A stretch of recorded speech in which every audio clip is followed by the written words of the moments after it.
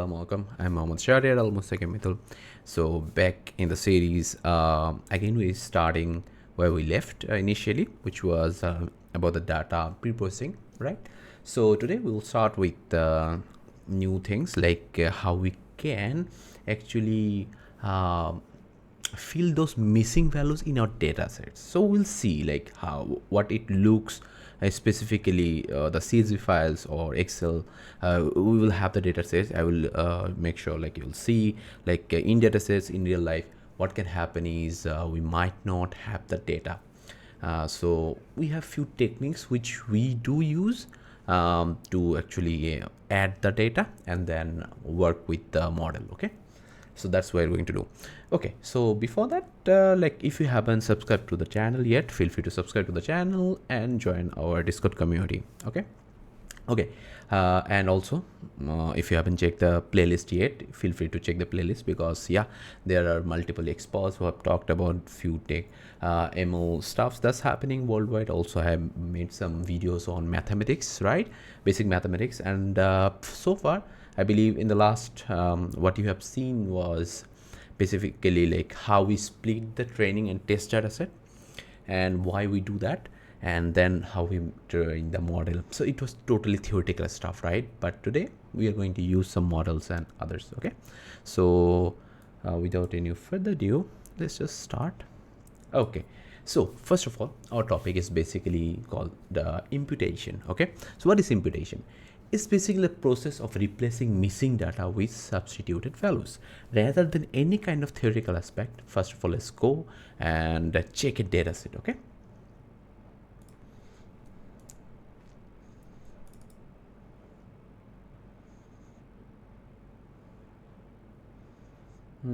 which data can we look for? Let's just go for this one. Okay, so here in this data you can see there are like thousands of, yeah, obviously we have here almost 1460 rows of data, and obviously at the same time we have lots of columns here, right? You can see there are lots of columns. Okay, so what are the missing data, or what's the problem we're looking for? That's what we're looking into. Okay, let's just focus on this one. I will just make it big so that you understand what's happening here. Okay, let's just focus on few stuffs. Okay, so let's focus on this one, lot frontage. Okay, this is a column we have. Here we see, you can see that we have numerical values here, 65, 80, 68, 60, and so on. No problem with that. 75. But after that we have NA. Okay, which means there is no value actually, right? And it happens like there are lots of times which where you can see NA is here, right? And it's for a numerical variable. Now why am I saying variable? Okay, let me just tell you what's happening. Okay, when we are let me just draw you and let me just make you understand what's happening. Okay, in machine learning, what we do, or what the expectation is, we have a data. Obviously we have some data, right? There are lots of rows and columns we will have, right?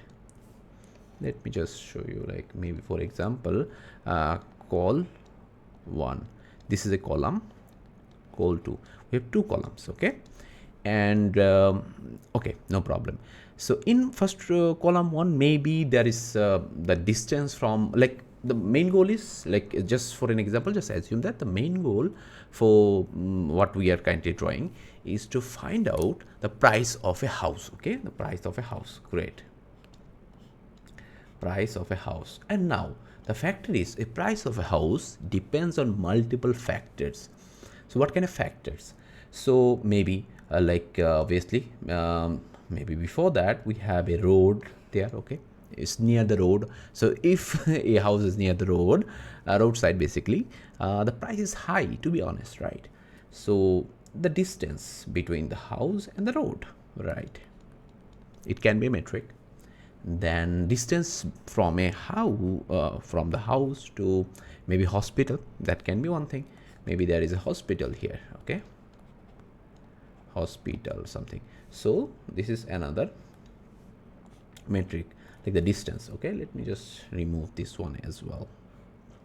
Okay, rather than theoretical aspect. I believe these are the things we do understand very easily, right? Okay, assume that this is 1.5 kilometer. Just for example, I'm not assuming whatever it is actually. Okay, this is 1.5 kilometer and this is 1.5 kilometer, and assume that we will just skip, like the column 1 actually represents distance from road. Okay, let me just write it as road. So distance from road and distance from hospital. Okay, just hospital, okay, 1.5 kilometer, 1.5 kilometer. Okay, then let me just create another column. Okay, let me just write it as price. Okay, sorry for that. And the price is maybe whatever, like 2 crore taka. Okay, great. Now this is basically, for example, assume that this has been given, this is given. Okay, now assume that there are more data like that, maybe 1.8, 2.9, 1.1, and 30, 35, 28. These are all kilometers, assume that. Okay, but it's not important to write it down. Okay, now the prices are maybe, I'm just 2.9. Okay, just assuming it maybe is 4 crores, is maybe is 3.7 because it's very far, and this is maybe 1.2 crores. Okay, great. This can be some sort of data. This is how in real life, this is how the data are given, or this is how we learn from it. So now there can be one thing, that is someone came up and said, hey, the distance from the road is 5 kilometer, and the distance from hospital for a particular house, assume that for a particular house, maybe for a house X, distance from the road is 5 kilometer, and distance from the hospital is more, right? So kind of 10 kilometer. Okay, great. Now the question is, the person will ask, hey, what's the price of the house? What's the price of the house? So this is how we understand this thing. So when we are going to solve this problem, basically this is we are basically talking about feature engineering in this video, but you will see we'll use the neighboring algorithm, basically KNN and so on. But we won't start the ML models specifically in this video, or maybe in the next video as well. But you don't need to worry about it. I'll just introduce the basic concept so that you understand. Okay, so in reality, what happens is these points are actually plotted. Okay, so let me just create here. Oh, let me just use a different color. Okay, I don't want to use the exact like values because the image or the plot won't look good. Okay, let me just use, okay, this x-axis, this is y-axis. Okay, great. Okay, what we are assuming is for particularly we have like two distances, right? Okay, great, no problem.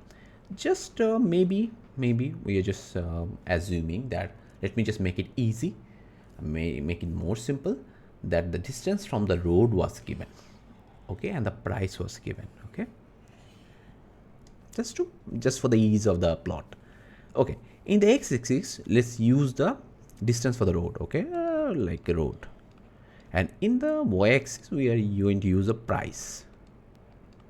Okay, great.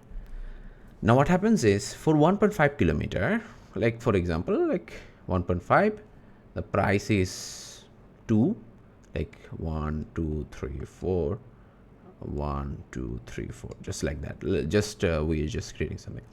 For 1.5 it should be like, for 1.5 and it's 2, it should be something here. Okay, this point.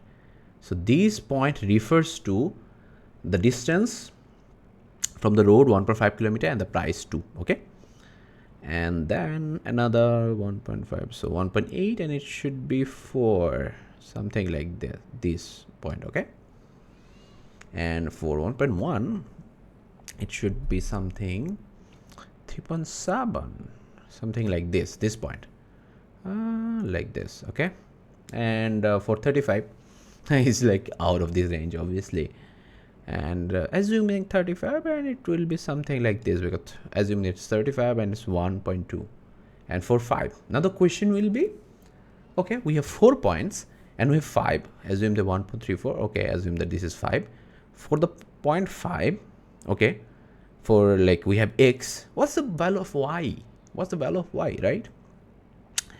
So using these points, in some way we'll just learn that there should be some relationship and there should be some sort of line out there. That is basically linear regression. So let me just create another image just to give you an idea what happens in reality. This is x and this is our y, and assume like we had earlier 3 points, right? And maybe this is another point. Okay, so what we do is we just use various equation, basically the linear regression or whatever we have learned, like y equal to mx plus c, right? If you just know using a y equal to mx plus c, what you know, like if you can just find out the value of m and c, you will just easily know where the line is. So you will just find a line. Okay, then if someone provides the value of x like 5, you know the value of m, for example it's 3, for example this value of c is 2, and what's the value of y? So you know the value of x, which is 5, so it should be 3.3 into 5, 15 plus 2, which is 17. So the value or the price for the home should be 17 CR, although it's illogical because all of the values and others are basically made up, right? So let's just forget it. Okay, now the factor is okay, I hope you understand the point. So in reality what we say now, you will now understand what we do is, like this is x, right? So this is a feature, right? Depending on the feature we got some sort of value which is y. So whatever we have, this x, right, this x actually came from these values, like these column values, right? So we call that feature. Okay, so feature column or whatever you call it, and we call this y as target. Great, I hope you understand, you understood this. Okay, now let's focus on this Excel. So now I hope you will understand what I am talking about. That is, you see this whole thing, and this is basically house price Excel. So you see, in reality we have lots of metrics which we have to consider when we want to know the price of a house. Okay, so here you can see this is the sale price, this is the price, and this is our y, this is given, and these, all of these except maybe the first one, which is ID, yeah, except this ID, all of these are actually features. Depending on all of these, we are actually finding out the sales price. Or someone like the model or the machine learning model or MNC, whatever we have found out, will detect depending on these features, assuming all of these are individual x, and somehow there is some sort of model which can take all of these and then it can actually create a model. That's it. That is machine learning is all about, the basic one. Okay, that is it. But the question remains, and the question is, if someone says like, hey, there is no value here, the price is given, there's no value here, and maybe there is no, sorry, we can give it the value here, but let me just remove it for this. Okay, just there is no value. So you see, like there is no value, nothing. So that is a problem, because what you are like feeding to the model, or whatever what you are passing to the model, or the mathematics, whatever you say, is some sort of data, right? So you cannot pass empty data. I have shown you previously that these are some sort of matrices we do pass in general, because you have seen like there are lots of features, right? So it will be huge matrix we have, so it will be passed. But if you see there is no data in the middle, there's a problem, right? That is what we are going to solve today. Basically the numerical and numerical one and the categorical one, but yeah, let's just focus on that. That's a problem statement, so I hope you understood, because that's what we need to understand. Like sometimes we don't have the data, some data might be missing, so that in that time how should we fill that gap? Here you can see NA is mentioned, and here also you can see NA and GRVL and so on, right? There are lots of stuff, lots of things. None. It depends, like basically that is also interesting one, like what happened in specifically this data set. Rather than the data was missing, like this modified data set was created keeping it in mind that the missing data, missing row or whatever you have missing data should be replaced with NA. Okay, so that anyone can easily work with this data set. Sometimes it can happen that the missing point is like maybe like this, like maybe there's nothing, even NA is not mentioned. So then we also have to find out where the data is missing, and then we have to input that. So that's hassle. So people do say like data pre-processing is it does take 70% of the time. So this is very interesting one. Okay, so you have to keep it in mind, why am I actually investing so much time in this thing, to understand the actual distribution of the data, to understand how we can solve the problem. Because after that, once we're done with this data pre-processing, we'll just move very fast with the models, because it's just maths. I will say like, okay, this is the data, we'll just feed here, we just feed here. You just need to understand why we're doing that, because in the era of AI, even AI can explain why it's happening. Even if you just mention AI like, hey, just solve this problem, or tell me how to solve this problem, or the model, or mention that, it can do that. But you have to understand why we are doing that. That's important part, and that's what this ML Summer School Bangladesh is all about. Okay, so great. Now I believe you have seen the data are missing. Now let's just focus on how we can do that, how we can solve the problems. Okay, so imputation. So standard, like there are two ways in general. So like standard imputation, statistics, and arbitrary. So the thing is, statistics is basically like as mentioned, there might be the data which is missing, right? So you might think like, okay, I will just input any sort of value in the missing data. It can happen. Another one is you can add mean or median value, or mode, which is mode means most frequent value. Okay, you can do that. So this is statistical, like depending on the data you are taking some decisions, which is very clever and which is important, which is what we do in general. But sometimes we do take like arbitrary values, and this is done in cases like, okay, assume that you have lots of data and some data which are missing, and somehow you want to find out, like you want to create a cluster of those missing points. So you just specifically choose some random values, like maybe -1, so that you can easily cluster that. Okay, I don't understand, it's very much over complicated for you. I don't want to do that. Let's just dig into the theory and then code, and I hope you will understand. Just hold on, and if you have any questions, feel free to ask that in the comment section. Okay, let's just see a mean imputation. Okay, so here you can see we have some sort of data, which is 100, 90, 50, and so on, right? Here you can see there are two values which are totally missing, right?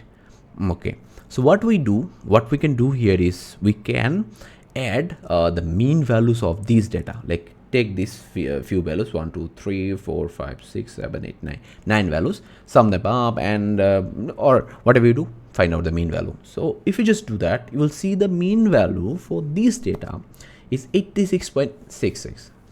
so there's one way, like you can just use the mean value here. So okay, instead of the empty one, you can just add the mean value, no problem with that, you can do that. Okay, great, no problem with that. Now in general, what happens is, you have to keep it in mind is distribution of data. we have two type of distribution. We'll see. First of all, we have seen obviously one is normal distribution, which is you can see here just like that. This kind of if you just plot the data, if you see something like that, this is normal distribution in general. Like the majority of the data, like 50% of the data remain in here. Okay, here we you will find out, and the remaining others remain here. So interestingly, what you have to keep it in mind is we can find out the range, like maximum minimum for the normal distribution. Like here you can see what you have to do is here this point you can say 3 into standard deviation. This is our standard deviation. So what is standard deviation, and this we'll talk about it, and I hope you understand that by now. And this is -3. So whatever you have, we will just do is here mean plus 3 into standard deviation. So we will find the limits or minus. Okay, and this is another one for the IQR. We have seen that also. We have seen how these are same one for the when we are looking for the normal distribution. So I hope if you don't understand this concept, feel free to like check out the previous videos. I have already explained that. Okay, this kind of things, like this thing will be handy later on. Okay, again skewed data, so we have also seen that, no problem with that. I'll just skip that for a while.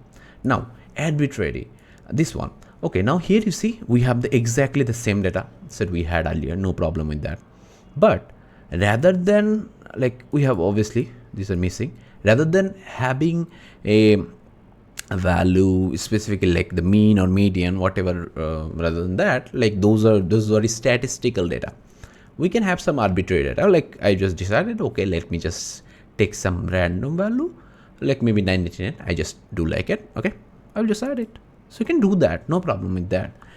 But in reality, you have to keep it in mind, like the scenarios, why we do it, in which specific data set we do it. These are the important factors. You learn these things in general, like with time. You will understand the data set, you will understand, okay, this is the thing we should do. Okay, but specifically, I believe after watching this video, you will have some idea. Okay, selecting the value and so on. So here for this one, what you can see is the age. This is we have a age feature. Okay, so it's basically 0 to 75, no problem with that. And for fear we have 0 to 400. Okay, so kind of you can see like when we have some sort of things like that, maybe especially this is price, but we have something like that and we want to like choose a arbitrary value. What we can do is we can choose something maybe out of this range, like 0 to 75, maybe out of that, like for this or something, we can just keep it in mind. And in that cases, these values will be considered something like flag, because you see these are totally out of the range, right? 190, 50, 40, like it's the maximum is 200, minimum is 20, I believe. But you just decided to, or I just decided to take 999. So this is totally outside of our league, right? Like assume 999, and there is some other values which are like starting from 20 to 200, right? So it's totally outside of thing. This is something basically we call flag sometimes, like to detect something. Like, okay, I want to say like this, I have decided to take 1999 because I want to keep it in mind that these missing values might show something, might mean something. That's why I have just specifically chosen 999 to create a different cluster. Here you can see this is a cluster because cluster, what am I meaning? Okay, you see, like for 20 maybe we have a dot, for 50, 90, something like that, we have lots of things, and this is a range. Assume that this so this is like there are lots of points and we have that in a cluster, and 999 should be obviously very far from 200, so it is here. Okay, or in mathematically you can just decide something like that, no problem with that, keeping it in x-axis. So you see this is here, all of the points are here, and this 999 is far away, like this point. far away from them. So you can call it a flag because may assume that they have all passed and this person has failed, or reverse, like this person has aced the exam and they have all like failed the exam because 20 to 200 marks. So it depends on the scenario. Okay, now frequent category imputation. Okay, another thing can be done is in statistics, I hope you have seen, was mode. Okay, so mode was, I meant like the most frequent one. Okay, so here you can see Ford like the cars, the brand basically. So we have lots of one, and now what we can do, like there are like missing data. What I can do is we can take the values which is most frequent. Here you can see Ford is like 1 to 3 times, but others are not. So we have decided to check the Ford. We have decided to take Ford. So there are some assumptions. You can just look into that. The missing data are blended with the other values. We're just assuming that. And we can also choose some arbitrary values. Same, like we have some missing. But what we can do, we have decided to take some sort of arbitrary, just random made string, like missing this word. We can do that. Same, I believe you have understood that we can just create some sort of flagging or clustering with that. Okay, depends on the user case. Basically, it depends. Okay, because sometimes you'll be provided with a data set and a person might ask a question, another person might ask a different question. So it depends on how you modify the data set, how you work with the data set. Okay, great. Okay, another thing is in dataset, we'll see today that what we can do is we can also create some missing indicators. Like for example, assume that this is our dataset. Okay, you can see these are missing data. So what you can do is we can keep the data like whatever how it is. Then you can create a different column which will have the missing indicators. Now there's this interesting point, like why. We'll talk about it. Like we have just concatenated another column. So let's see, we have added another column which has like 0 means the value exists, 1 means the value does not exist. So 1.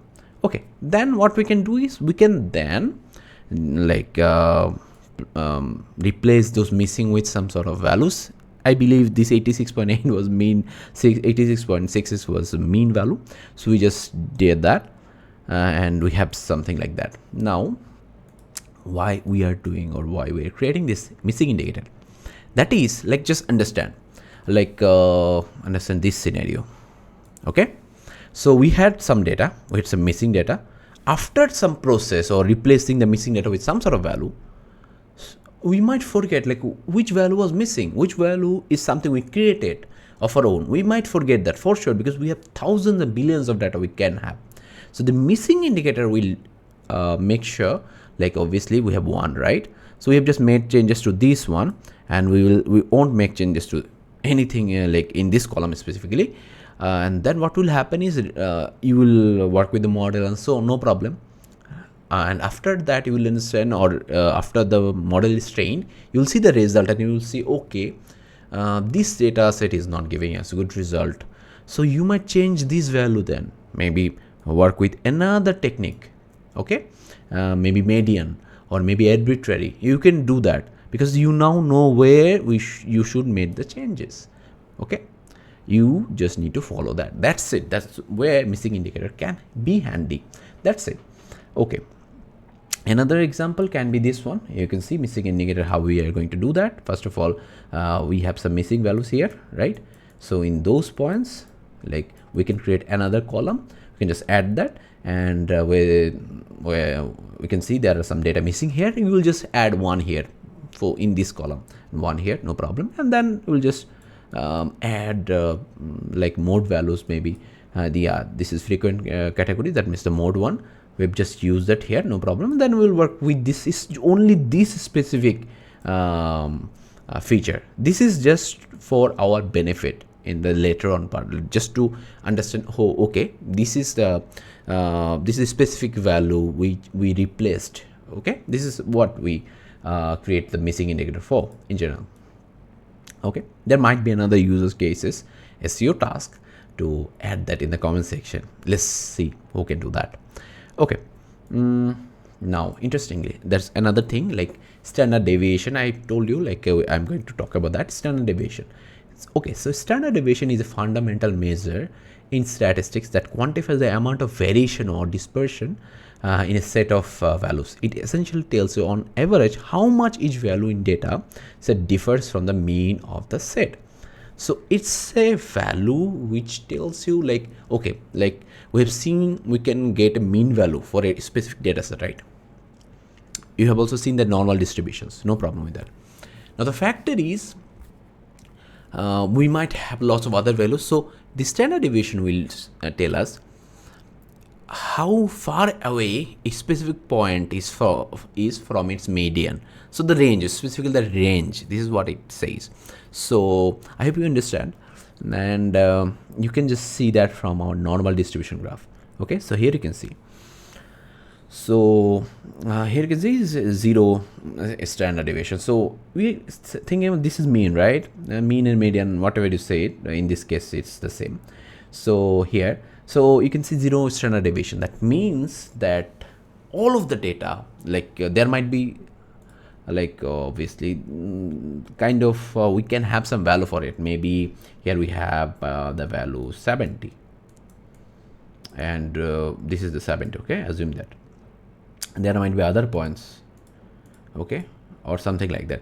So in general, this zero is basically meaning like, okay, all of the points are 70, to be honest, like it's zoomed in, okay, but assume that like this, okay, all of these points are 70, okay, just assume like it has been zoomed, okay, but assume this, that is maybe it is 75, okay, 75, okay. So this one standard deviation means, okay, is near our mean, okay, but these three means, okay, it's very far, right? So this is what we understand. Okay, great. Okay, so another important factor is to understand this one, okay, because we will talk about high variance, we'll talk about low variance, okay, you will see in the notebooks. Okay, here you can see, assume like in the data set in the middle, like 0, we have most of the data in the middle, okay, this is the mean, okay, and assume that this is the range which we have mean, and here we also have the mean, okay, in the middle. Now the point is, here you will also see like variance is a statistical measurement that quantifies the spread or dispersion of a set of data points around their mean average value. Okay, so there is a connection between variance standard. Actually, they mean the same in general, but there is a mathematical thing, like the equation we do have. Like this is your task. Let me see who can answer that in the comment section. Like, what's the relation between standard deviation and variance? Okay, they actually mean the same thing, but obviously there is an equation. Okay, now the thing is, here you can see there is high variance data. Okay. So high variance data, if it's high variance data means the data points are widely scattered. So how can we show you? Okay, so here you can see, okay, the top value obviously, the mean in the peak, obviously on the peak, but others are okay. Here's some value, here's some value, like these are kind of things, no problem with that. Okay. Okay, the maximum value, obviously I'm talking about something like the max, the bars max, okay, something like that. Okay, this is how things work. But in the low variance, what happens is, you see, like obviously assume that this is the mean, but there are lots of values which are also something like big, right? You see, obviously there are lots of bigger points here within this range, very near to our mean. So it has low variance. That means the data, most of the data are very near to our mean. Okay, you see, like other values, maximum values, which are also very near to the mean. So if I just remove these things, you will just, I hope you will understand that from this image, you'll see. Okay, so the differences, you can see there is a lot of values here, right? And they are like in the middle in general, but these values, this is not like in general. Compared to that, you can see there we have lots of values out here, but you can see only a few. Compared to that, it's less. 1 2 3 4 1 2 3 4 5 6 7 something like that. And here you can see 1 2 3 4 5 6 7 8 9 10, almost 10, right? So we have lots of values very near to the mean. The mean is actually here in the central in general. Okay, so this is called low variance. Okay, I hope if you have any questions, you can ask one, and feel free to ask those to the AI agents as well, because they can answer and make you understand very quickly with some examples. Okay, now there are some problems with it. Now talking about the arbitrary one, let's just focus on that. So when we are using the arbitrary value, I did mention like, okay, there's some problem with the arbitrary values, because you have to understand these graphs. Let me just mention what they are. So here you can see the blue one. If you just zoom in a bit, the blue one, this is the graph we have. Like this is a distribution, like data distribution. Okay, if you just plot it like here, this the density and others, so like this is the plot, density plot as a whole. The distribution, this is how the data looks. So what if you think like there are like in the age, assume that this is the age, like age column we have some sort of data like 5. Let me just write it here, like maybe 5 7 nothing 8 6. Okay, great. So for that specifically, we will have some sort of distribution. Okay, in general, like this can happen. Obviously I have shown you the distributions, so this is the distribution. So now what you decided is like maybe like instead of having this missing one, maybe you want to have 99, like this is one. You want to replace 99 instead of the missing values. So the distribution then looks like this one, this orange one, like data distribution looks like that. You see this is decreased and there is some sort of value here. We'll see, it is something like tail imputation. We'll see, we'll talk about that. Then there is another one is if you just decide like, okay, rather than having 99, I'm going to have -1 here. So, or maybe there are other missing data, so -1. Okay, no problem with that. When you do that, the distribution looks like this greenery one. So here interestingly, we will see one of the examples. I hope I will get back here. That is, we will have these two graphs, this one, this yellow and this orange one, and you will see that the graph was initially this. After that, once we use an imputation, we had this sort of imputation. Okay, so you have to keep it in mind that this blue graph is basically distribution, which shows there are still some sort of values which are missing, like here, like this. There's some missing data. Okay, some sort of missing data. We have some missing data. And 99 was like here you see, interestingly, I just want to say this is important, that this was our graph, like blue one. You see the blue one here, and it just ends where I can't find also here. Now what you can do is from the distribution, there is something called, obviously for the normal, it looks like normal distribution, like you see almost near the 0. You can do that. So what you can do is you can just find out this maximum range, like you have already learned about it, mean plus 3 into standard deviation. So here you can see the maximum distribution might be maybe something like 100. It can be, I'm just guessing. Also the minimum, also the range we can also find out, maybe we can do something like mean -3 into standard deviation. So it can be something like -25, no problem. So, or -1, just okay, I believe this is 1, so -1, so it will be -1. Okay, this is -1. So we have got -1 here and we have got 99 here. Okay, just to understand that. So okay, then as we have found out the maximum minimum, we can use both, right?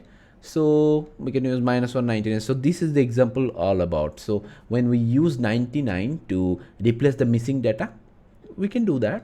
99 with some sort of, you can see that this tail is here, this tail, like the mean has decreased, but there is a distribution or pick of value some here, because you see the 99 we have just replaced all of the missing, you see a missing one, there might be more missing data, so we have just replaced all of those with 99, so that's why there is a pick.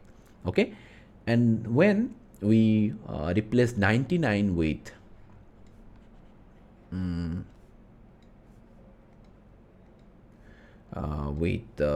something like -1, we can do that. So yeah, -1. So we will have this graph something like this. So there will be some sort of peak data distribution in this point. So this is how we understand the data distribution. But is this what we are happy with? The thing is, what we want to do is before the data imputation, like maybe there was some sort of data missing here. Our goal is whatever like x or x, okay, whatever process we follow, our goal is to have a distribution similar to the previous one. Like for example, when we had this data like 5, 7, 8 and 6, assume that this is our data distribution. So the goal should be, when we use x and replace this x with maybe 3, just like for example using some sort of process, whatever, our goal should be to have almost the same distribution, very near. Because why that's the point. The point is, you see, when we had age, like for example this one 5, 7, something missing 8 and 6, and maybe there is some sort of price for maybe roller coaster. Okay, depending on your age, there is a price, okay, of the roller coaster. Maybe this can happen. So assume that the values were already given, like maybe 3 and 3. This was given. There was never a missing data. You have all of the prices, okay, 1, 2, 3, 4, and assume that something like that. You can, so depending on the feature, you learn the price. Okay, no problem. So these data obviously have some sort of distribution. Okay, somehow mistakenly, like you had the data, okay, this is the data you generated or created, whatever you have, and one of employees mistakenly just remove some sort of values. So isn't this your goal to like replace these points with some sort of value, which will again create the distribution similar to it, very near to it?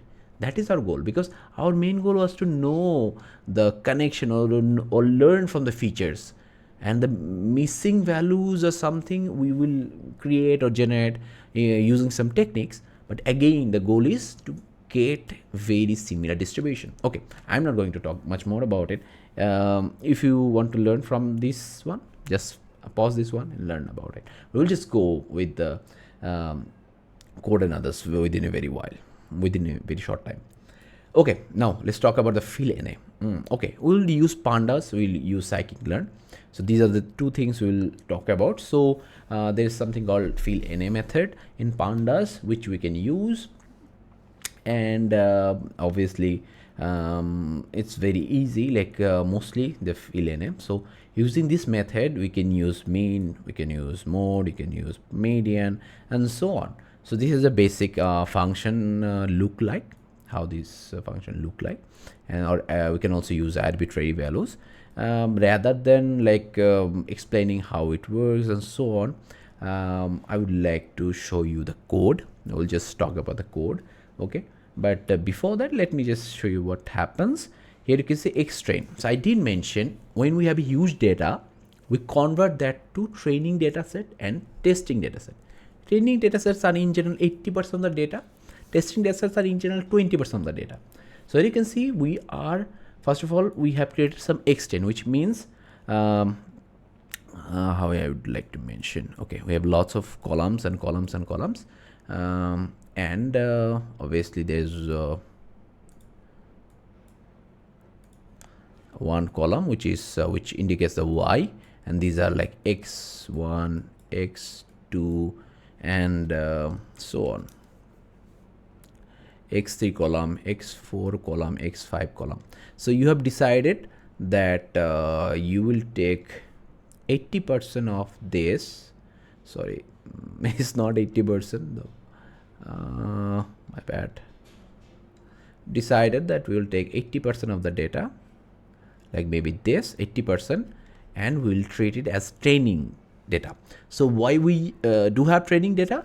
To learn from the data. Okay, we actually feed these to a model or mathematics, whatever we do, some sort of model. This model is all about mathematics, obviously, and we do keep some other data to test, like, okay, how well this model learned from this data, because these are also part of the data. So we just use it to test, and we just use this to train the model.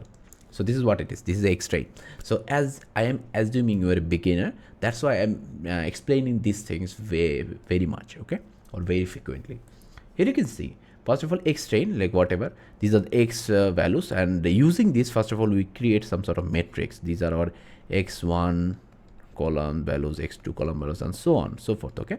And this is our Y train, something, this will be another one, and for the test another, for Y test another, okay, something like that. So X train, like assume that this is a matrix, and dot mean, then it will learn the mean from the data. There is some process for the matrix to, or the library basically learns the mean from the matrix. So you just don't need to worry about it. Learn, and then we'll convert it to a dictionary. Then we will use, obviously this imp_dict is obviously the dictionary. We'll pass it here, and in place equal true. That means in place is means like, do we want to replace those values with this one? So yes, we want to replace those specific empty values with the mean value here. You can do it. Same goes for mode. It just learns the most frequent one using this mode, and the others are same. Median is same. And for the arbitrary one, we have to actually mention specifically, like for example, there is a age column, okay, there's another column called income, there is another column called color, there's another column called make. So what we want to do is, in the age column, or if we have any missing data, we want to replace that with 99. If in the income column, we want to replace that with -1. So this is what we can do. So there are a lot of things. I hope you will understand. So pandas missing indicators, we can also use missing indicators, okay. As I have already shown, like why we use the missing indicators. So for that, we just first of all, we want to create this indicator. So it will create another name, actually, like for example, you have age, okay, and we have some value like 5, 7, missing data 9, okay. And what we do is, we sometimes like call we will create something like NA, okay, another column which will have like 4, 5, it will be 0, 0, and this will be 1, and this will be 0.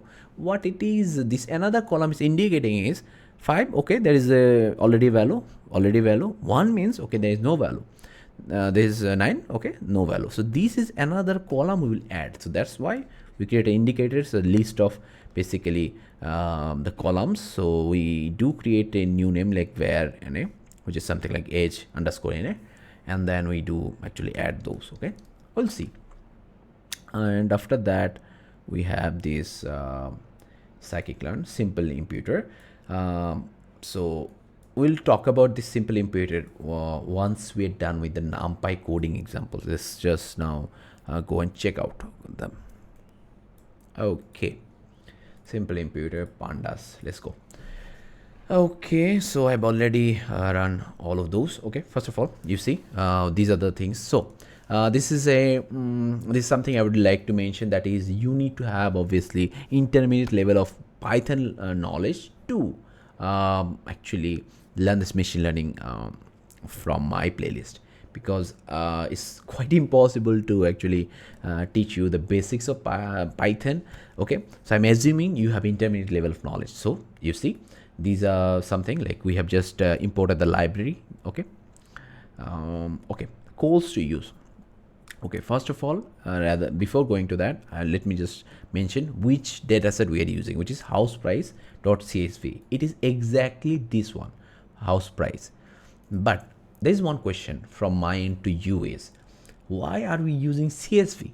Okay, why are we using CSV? Because you can see that I have just opened that in Excel. Shouldn't this be in Excel? Okay, I'm just asking this question to you. Feel free to answer that in the comment section. Okay, so okay, the houseprice.csv, we are just using that because within that dataset folder, you can see we actually have this houseprice.csv file. We're actually using that. Okay, we're loading that. Now you have already seen there are actually lots of columns here. You can see lots of column out here.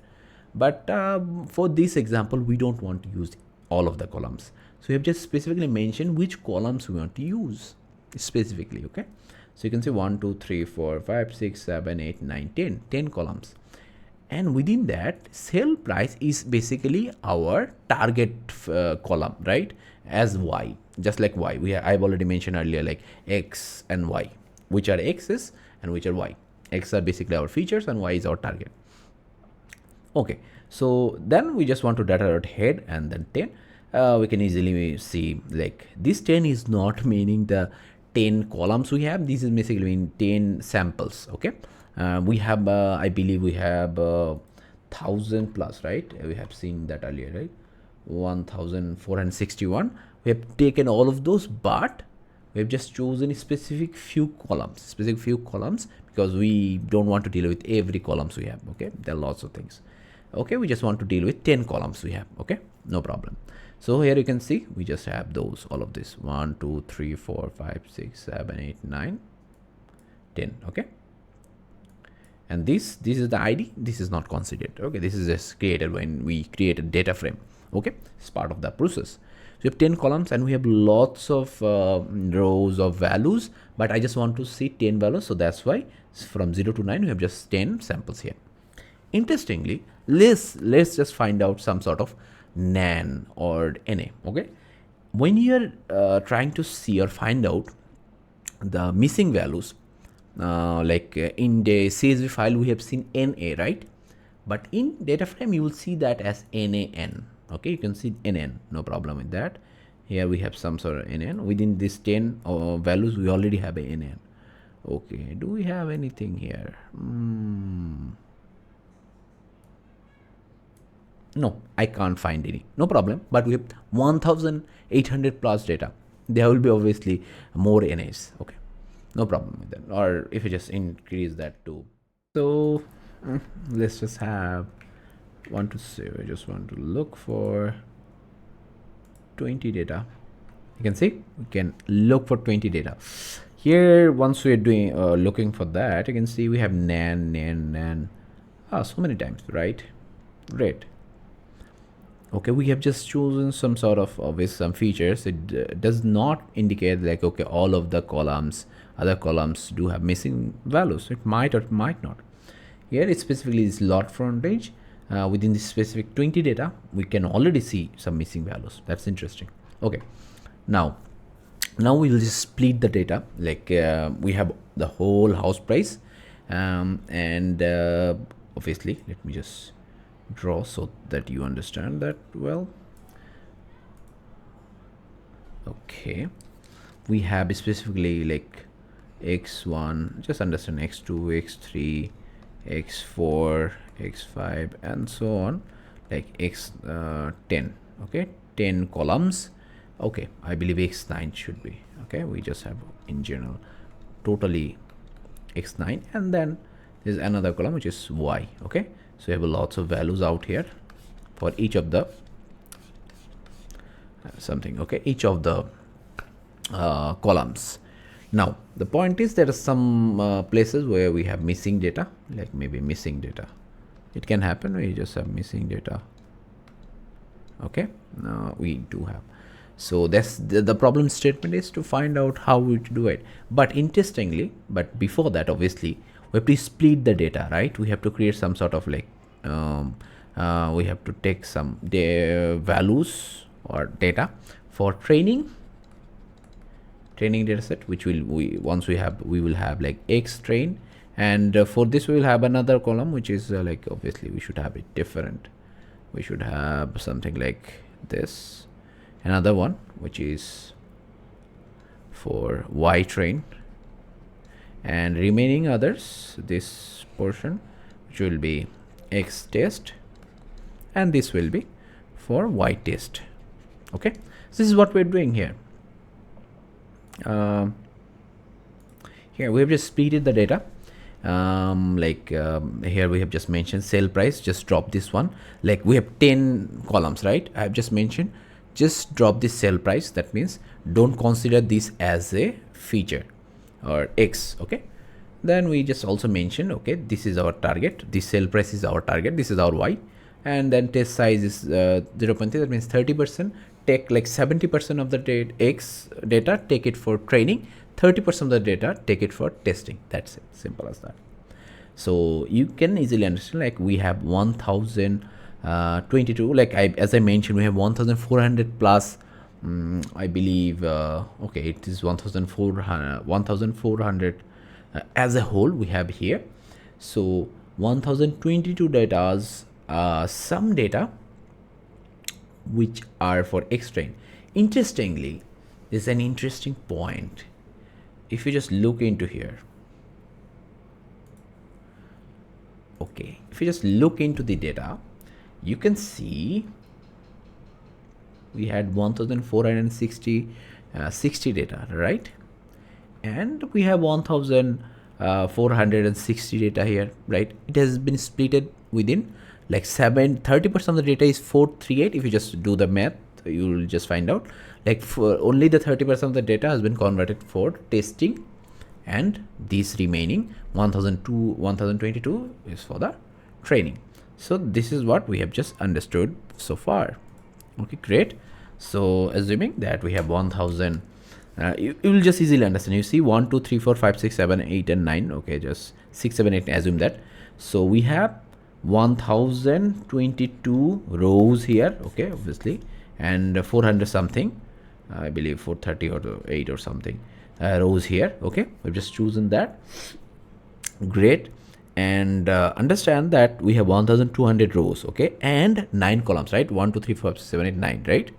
So exactly this is what you have seen, 1022 9, and again 4389. This is for X training, like that X training matrix we have and X training X testing matrix we have. Exactly, it's super easy, right? Now I hope you will understand like why we are doing that. So you can see 1022 9 4389. Great. I hope now you are just getting the concept. Okay, now there's another thing called like is null.mean. Okay, so this is what we do is, first of all, we using this one, like from the X training data set, we can use dot is null dot mean to find out which of these myth or variables or columns have missing data. Okay, how do we find out? You can see for lot frontage, you can see 0.184, almost 18% of the data are missing. For overall qual, there is 0% of the data missing. That means all of the data are out there. And for mass Vienna area, this is where also the data are missing. Also for the garage here, BLT. So here the data are missing as well. So these are the specific columns where data are missing. And what's the proof? Just let's go for the lot frontage we have seen earlier. You can see lot frontage, you can see data missing, data missing, data missing, data missing, right? And I believe for, you can see it's very less, 0.004, 0.05. That's why within the 20 data we didn't had any missing data, but for the garage here BLT we should have, but I don't know. It depends on our luck, right? Garage BLT. No, there is no missing data here specifically, but we do have 1000 and more, right? But keep it in mind that it's only for the training data. Like within 1022 rows, we have these much of missing data or percentage of missing data. Okay, now obviously we know these columns have missing data, lot frontage, and then mass VNR area, and this. Now our goal should be is to replace those missing data with some sort of value. Now every other thing is very simple. Now this is the process to find out the column names which has the missing data. So you can see these three we have found out that earlier. Now what we will do is we can just check out the distribution for these specific columns. Okay, when you see the lot frontage, you can see this kind of distribution. Like earlier for our examples, we have seen some sort of distributions like this. Like obviously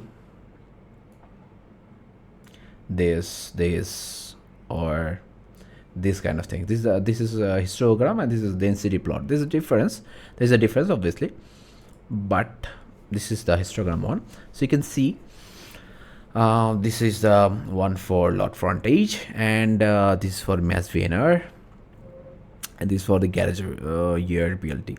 So you can see it's something like, okay, it started here, but this is some sort of tail here, some sort of skewed one, and this one was and this is also some sort of skewed, not that highly distributed, but same goes for this one. Start with this, and this some sort of tail. Okay, I believe there is no variable which has so like the normal distribution properly, but it can be said like, okay, for this we can consider a bit the distribution or something like that. Okay, now talking about the interesting point, that is what should we use. Okay, so when we have some sort of skewed data sets, we do have in general, like if the data set looks like skewed, we can use median. Okay, we can use median. So what we can do, like whatever the values we have, as you can see, I believe here,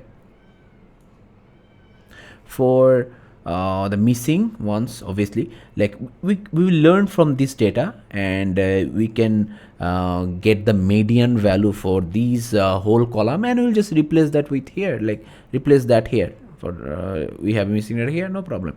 For that, something like that, maybe y, we can do that. For we'll learn from this data and we'll do that, no problem with that. So this is what we will do. That's it, simple as that. So here in this process, what we did was we just learned the median value for the specific columns. Like for example, where's to input, what we have for where's to input, you can see we have these three columns, right? So the Python will actually go for this specific column, and it will learn from the whole column, like what's the median value for it, and then it will input that to the dictionary. It will learn that and then input that to the dictionary. So you can see for the lot frontage, 69 is the median value. For mass VN area, 0 is the median value. For garage year building, 197 is the actually value, median value. Then what we will do is we'll then add that value, like we have already that we did this imputation dictionary. We'll use that imputation dictionary and then use the in place. That means we want to replace that, and we use that, and we have successfully replaced the missing datas with the median value. Now, how to know that, or how did we verify that? Okay, first of all, we'll just do that xtrain.isNull.sum, something like that. It will mention is it will just mention that specifically our target is this 3, 1, 2, and 3. You can see these are 0, 0, 0. That means there is no number of missing values. If there are any missing values left, there would have been some 1, 2, 3, 4, whatever the number, because we are just adding the numbers of missing NS. Okay, you can see 0. That means we have done that. Now, before that, I will show you, or try to show you obviously. But as we have already done that with xtrain, like so in reality what happened was we just wanted to find out, we just found out the median value for that, like these are our training data, right? I believe you are understanding that, because these are training data, these are training data, and these are testing data, right? Only for these values we have just found out the median. We have also replaced that with x, so no problem, and only for this we have found out the y, no problem. But we haven't done that for the testing data yet. So that's it, simple as that. Now we'll just use the testing data, and we also will we can also find out that. Okay, I believe we have already done that here. Okay, I have been mentioned that in this video, but yeah, when we were replacing, we already did that. Okay, now there's an interesting point, that is we learned the median value from the training data, but we use that for the testing data as well. Okay, obviously because training data has much more values, so you will get the real median there, but if you just use for the testing, you won't get that actual value. Okay, so that's one of the reasons we have just used the median value from there. But okay, let me just show you like if this has worked or not. Okay, how do we do that? Another one, strain dot. Okay, let me just use 20 values, which you, okay, now you can see, keep it in mind that lot frontage in lot frontage column, whatever, if when we had any missing value, we replace that with what? We replace that with 69, because that was the median value, right? If you just look into it, 69. So you can see 69, 69 here, 69, and so on. Okay, you might say like, okay, this might not be missing data, but let me just use another technique, that is before the imputation. This is the imputation. Okay, and that means the values were replaced here. Let me just use that here.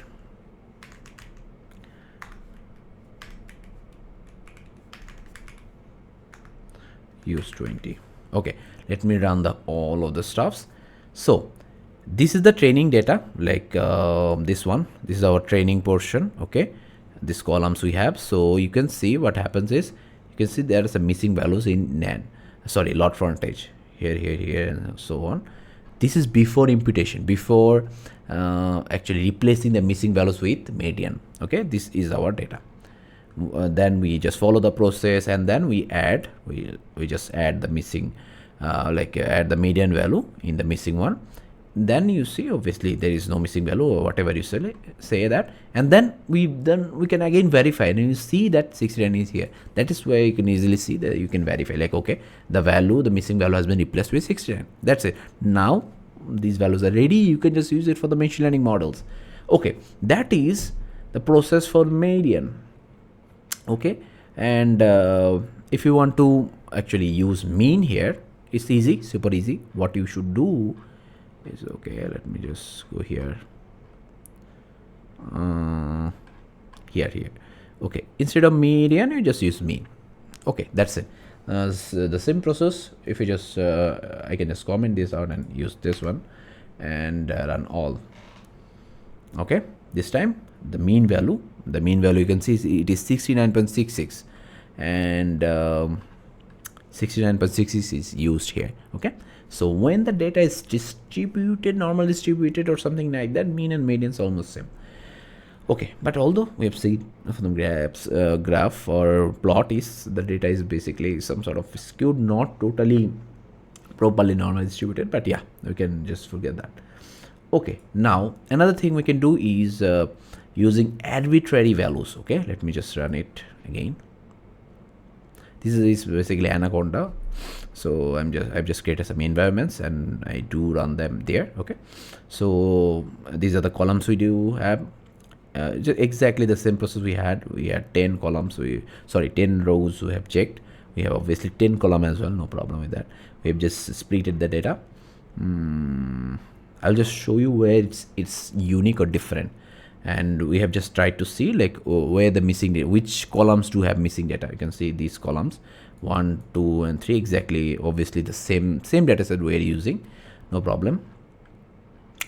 Only these 3 we can just look into. Obviously we're interested on these 3.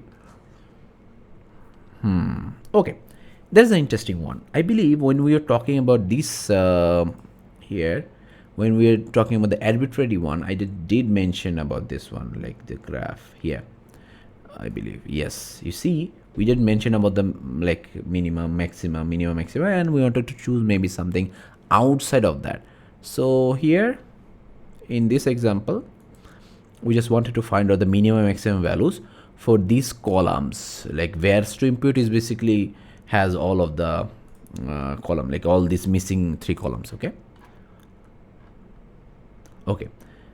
you can see for lot frontage, this whole column, it has the least value 21, maximum is 313.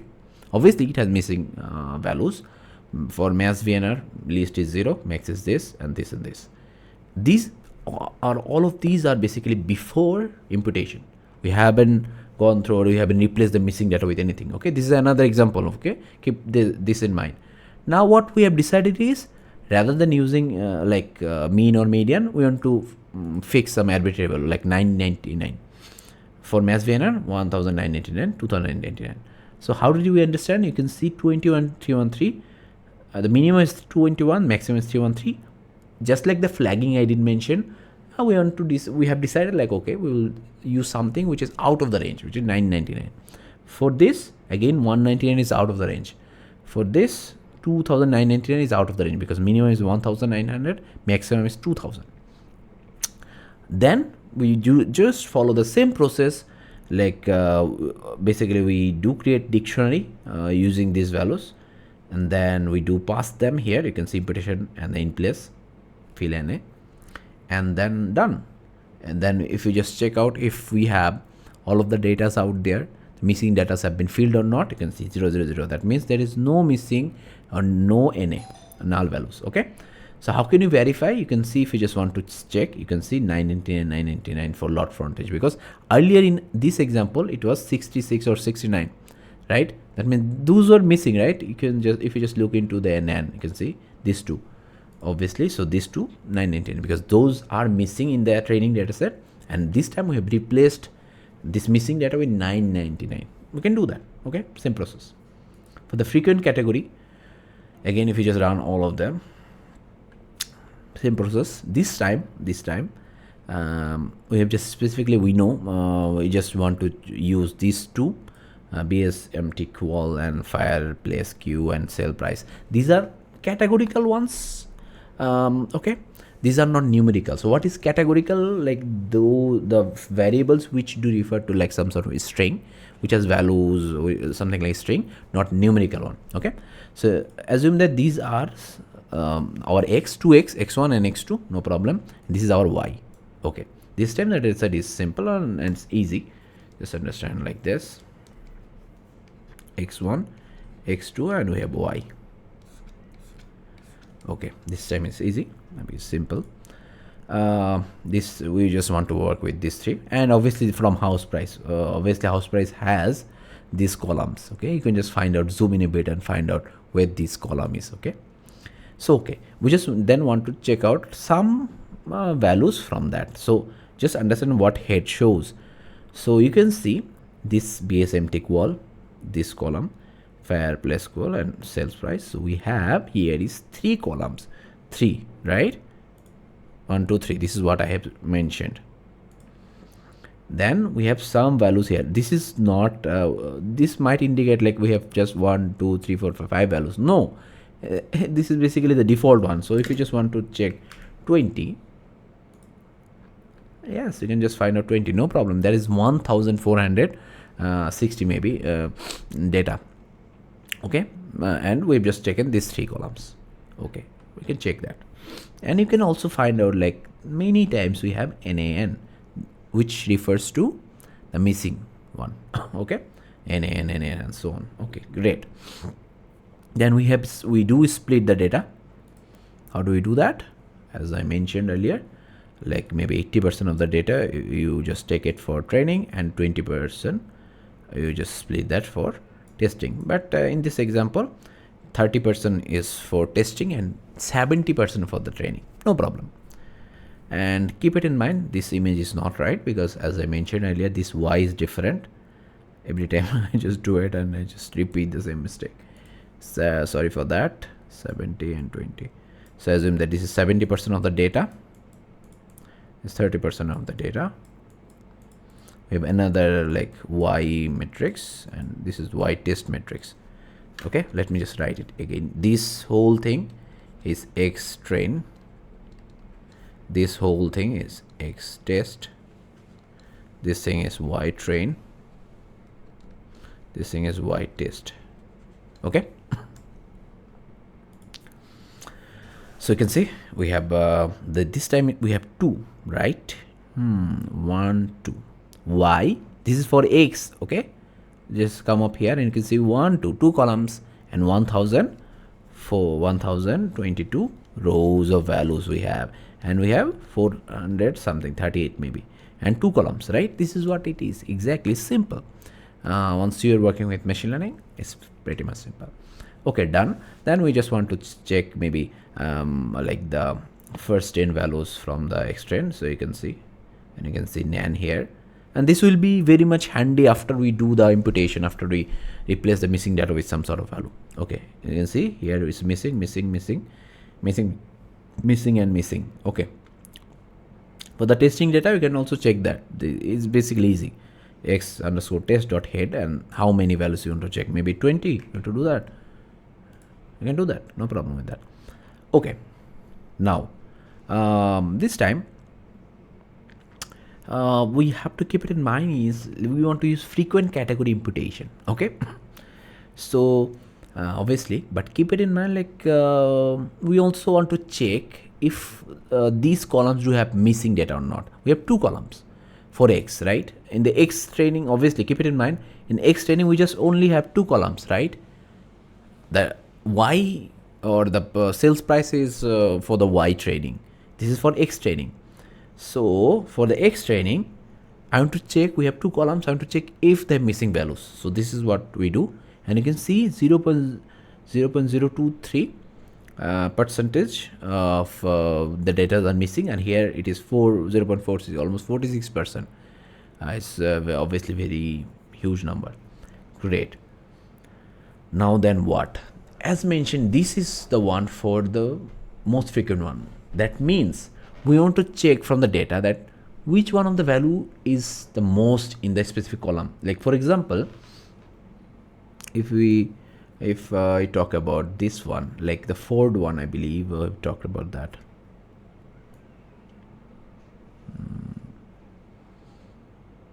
Where's that?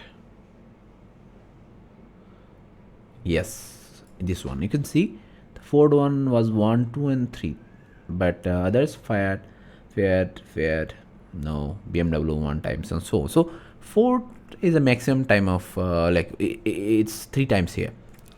So that's what we do. We just find out the mode.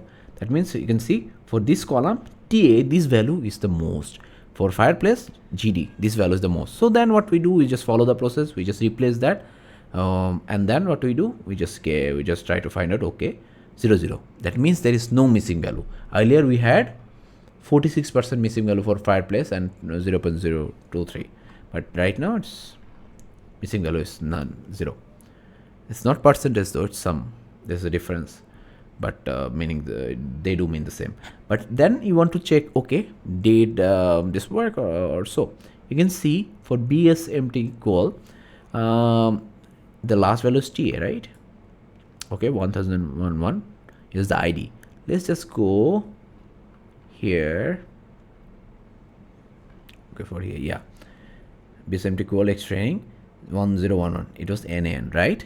That means this was a missing data.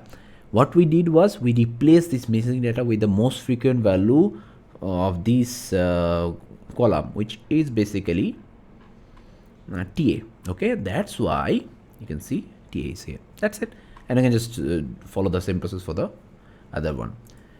Okay, another one is missing category imputation.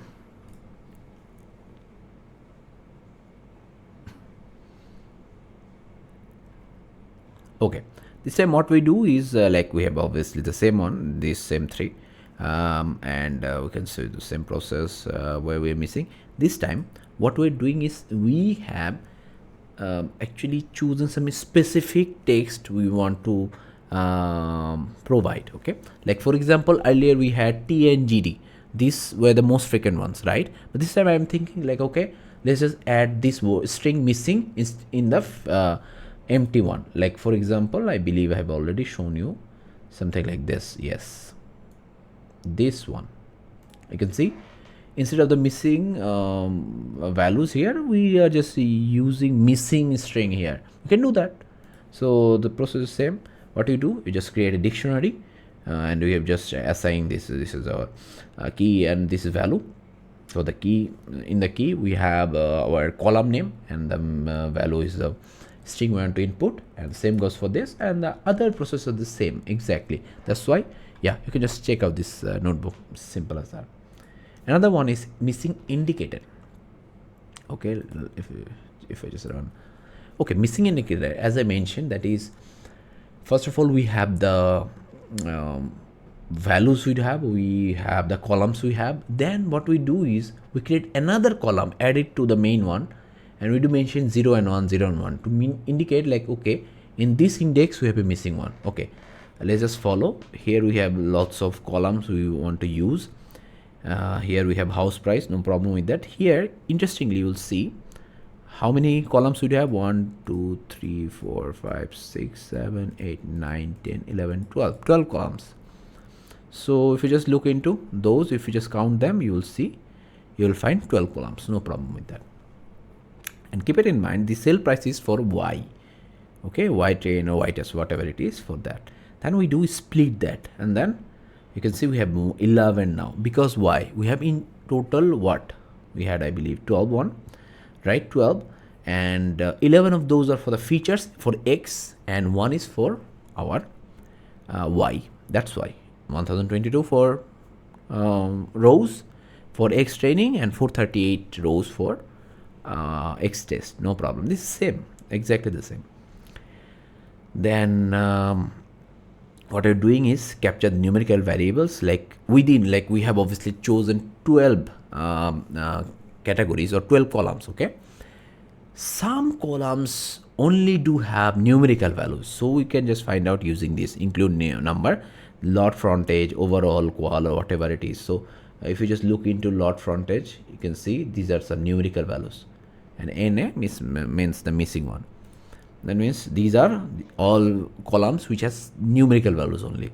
Again, using this process, we can find out the columns which has only categorical values, BSMT, qual, and so, which means we have, I believe we have seen that earlier, BSMT, qual, right? Yes, BSMT, qual, and others. So BSMT, qual, you can say GD. These are not numerical values. 1, 2, 3, 4. These are not numerical one. Okay, so these two have categorical values. That means some sort of string here. Okay, now what we have decided is for the columns we have, where the numerical columns we have, we want to use median value. We want to replace the missing value with median. We can do that. Okay, we can do that. And for the categorical one, we've decided to use the most frequent string out there. We can use that. So okay, if you just do that and create a dictionary, you will see that lot frontage is median value 69, overall qual median value 6, and so on. And for fireplace queue, the most frequent string we have is GD, and for BSMT quality is TA. No problem, we've just created that. It's basically a simple process. We are just deciding a strategy, then we are finding out the median, whatever we have. Then what we do, this is the interesting portion, that is we are creating some sort of columns where we have these indicators, missing indicators. So you can see xtrain dot is NA, that means where we have some missing value. If you have any missing value, you will just input 1 here. You can see 1 here and 0 0. That means the starting or 64 index. In 64 index, you will see there is a missing value for lot frontage, and so on. This is basically, you can see 1022 rows and 11 columns. Isn't this exactly the same number of rows for X train, and it is X train? Okay, that means we are creating some big number of data. Okay, now interestingly, as I mentioned and given the example before, that what we are going to do for the missing indicator is we'll create another column out here. I believe this one was the example. Yes. Okay, for example, age 57, missing 19. So we are creating another column, but which actually has the same one, age, and the underscore, and then NA. It totally depends on us how we want to create this name, or how what the name should be. But you can see for 5 it's 0, for 7 0, missing 1 and 0. So it is indicating something, right? So here in this example, we're creating that same name for the columns. You can see lots of names. And then what we do is we have just did what? We have just added those to the main data. You can see xtrain. Keep it in mind, we had 1022 rows and 11 columns for xtrain. But now you can see, like, as it is only head, that's why we are just saying only 5 data. But this X train had 11 columns only, but now it is 22 columns. You can see why, because you see we have just added all of those missing indicator to the data. Okay, but I also mentioned that how we work on these cases is we just, first of all, we have this thing missing data, we create this one, no problem. Then we decide a strategy, maybe median value, maybe assume the median value is 5.5, we just add that here, that's it. And this is not even touched. This is here because in the later on we can check that and make some changes to this specific index. Okay, that's it.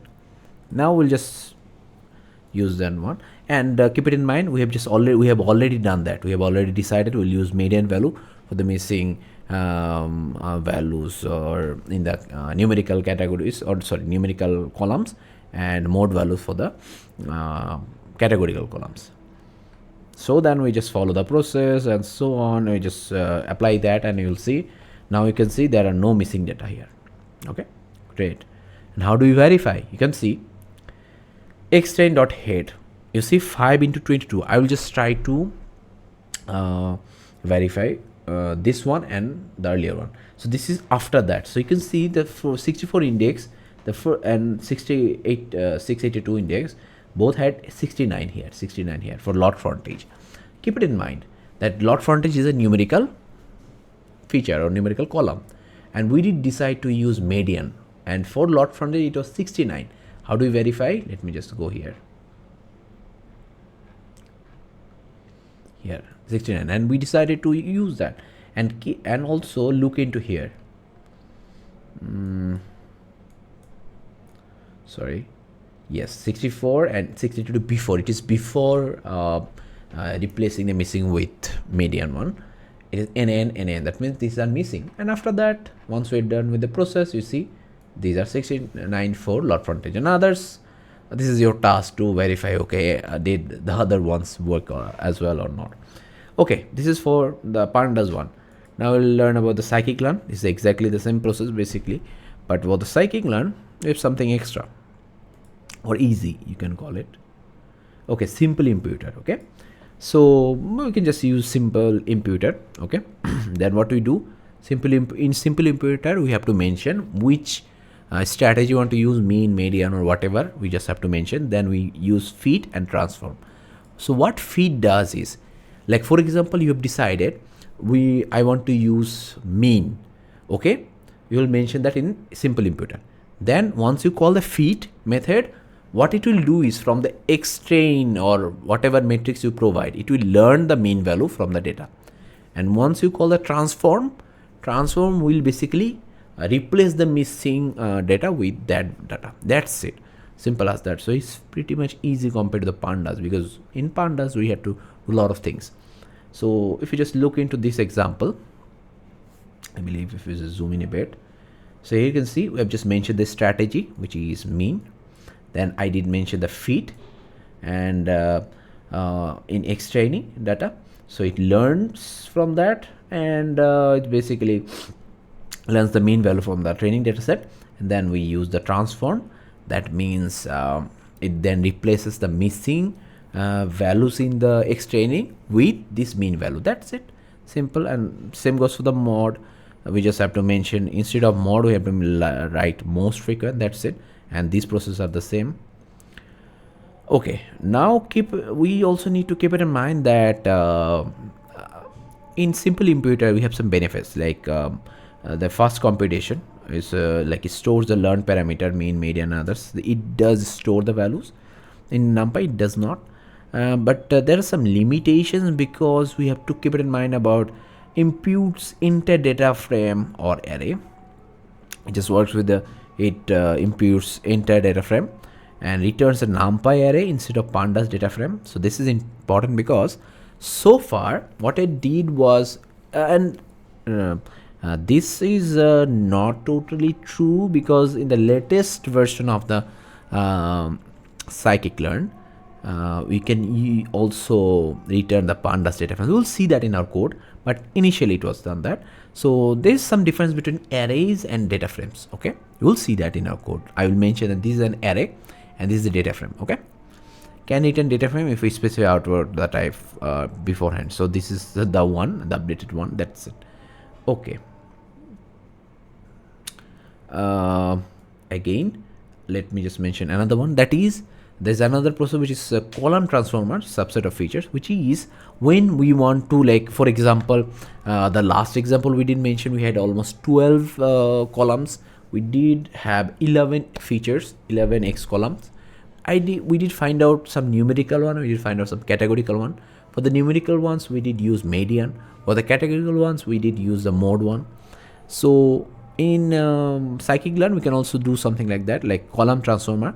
What we can do is we can give it a name, like a dictionary a name, then we can mention like the simple imperator, and we want to use the mean strategy, and these are our selected columns. Like assume that these two are our numerical, some numerical columns. Like for example, let me just mention, this is our there is a row column called income, there is a column called age. Obviously income is 5 taka, 7 taka, whatever. Age is 20, 25. Okay. Okay. And for color and make, there can be, so color and make, these are for maybe cars. So color is black.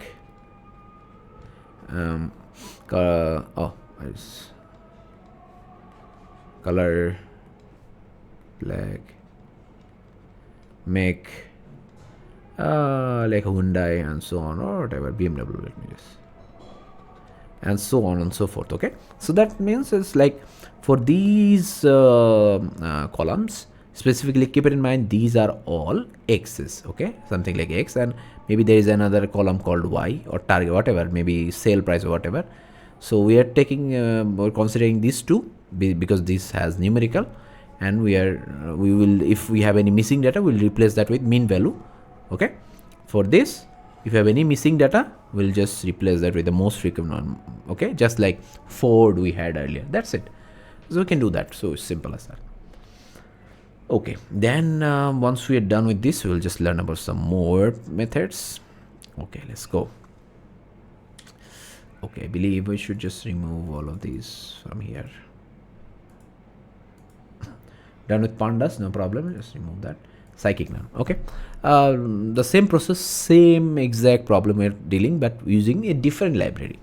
This time let me just run that all. I will just show where it's different, and the repository will be given to you, so you can easily work with this data and ask questions. Okay, so the same thing, the first, okay, the simple imperator. Initially, as I mentioned, okay, keep it in mind, this is a data frame. Okay, pandas, so pandas deal with data frame. Okay, so what we have to do initially, we have decided that we'll use median. We'll take the median values and use that and replace that in the missing one. Okay, so we've decided median, no problem with that.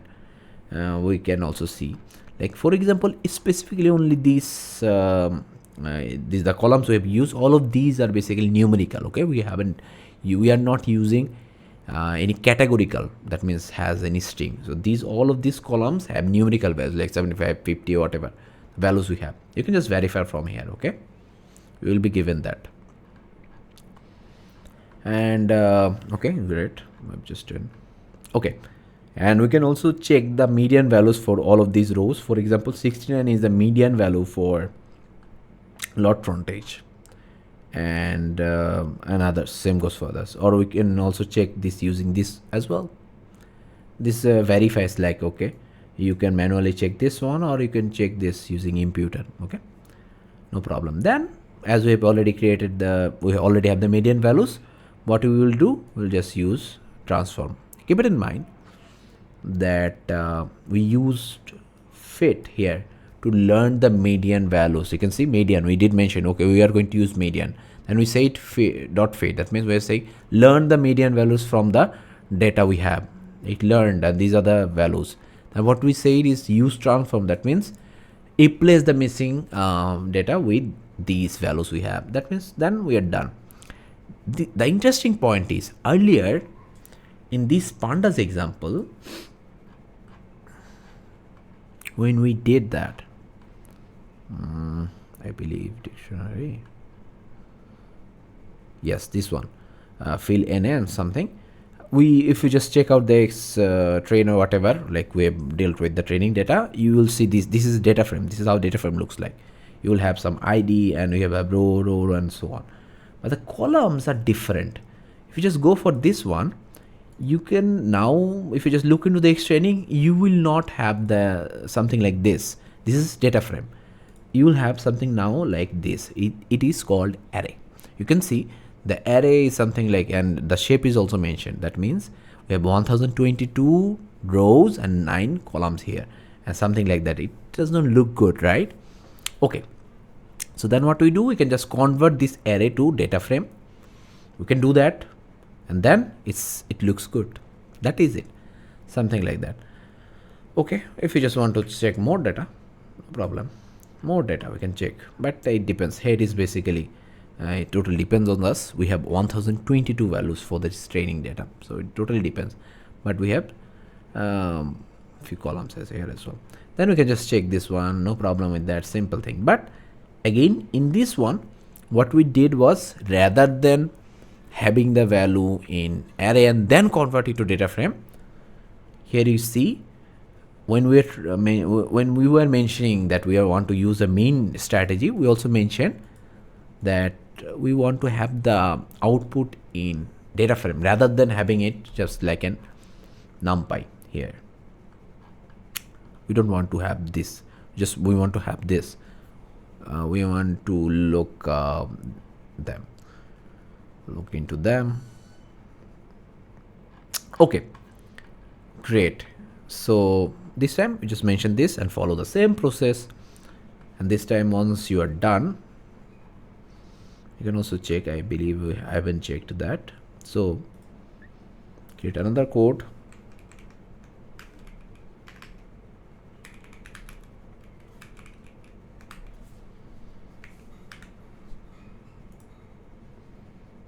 Again, yeah, this time, like once we are done, we have just used the transform. You can see easily, like I haven't checked the data, and you can see this data is like a data frame. It is not an array just like the before. Great, simple. And feature subset, this is basically the column transformer. That is like we have mentioned that for lot frontage, we want to use the mean strategy, or we want to get the mean values from the lot frontage column and then use it in the missing one. And for the other two, we want to use the median. So as all of those are numerical, whatever you do, you want to do, and the process are same, and you can just follow the process. Simple as that. Arbitrary values, all of the processes are same, but then again, you have to keep it in mind that which columns we're looking into and so on. Okay, so I believe all of the columns we have are numerical. You can see all of those are new numbers only, so these are numerical. And then we create the training and testing data, no problem. We have found out that 1, 2, 3, these 3 column has like missing data. Then we just follow the process, and this time arbitrary value, that means some value which is constant, or something of our choice. This time we have to mention constant in here for the strategy, and for the field value you have to also mention the value which we want to use. Then the processes are same. You can see this time we have just 999 for the missing values. That's it. This is again the same. This exactly, they all follow the same process. Just where the slight changes are there, I'll just mention. Simple, again constant and 999, no problem. But again, keep it in mind, like here also, this time, first time, we also had like array, and then we converted that to data frame.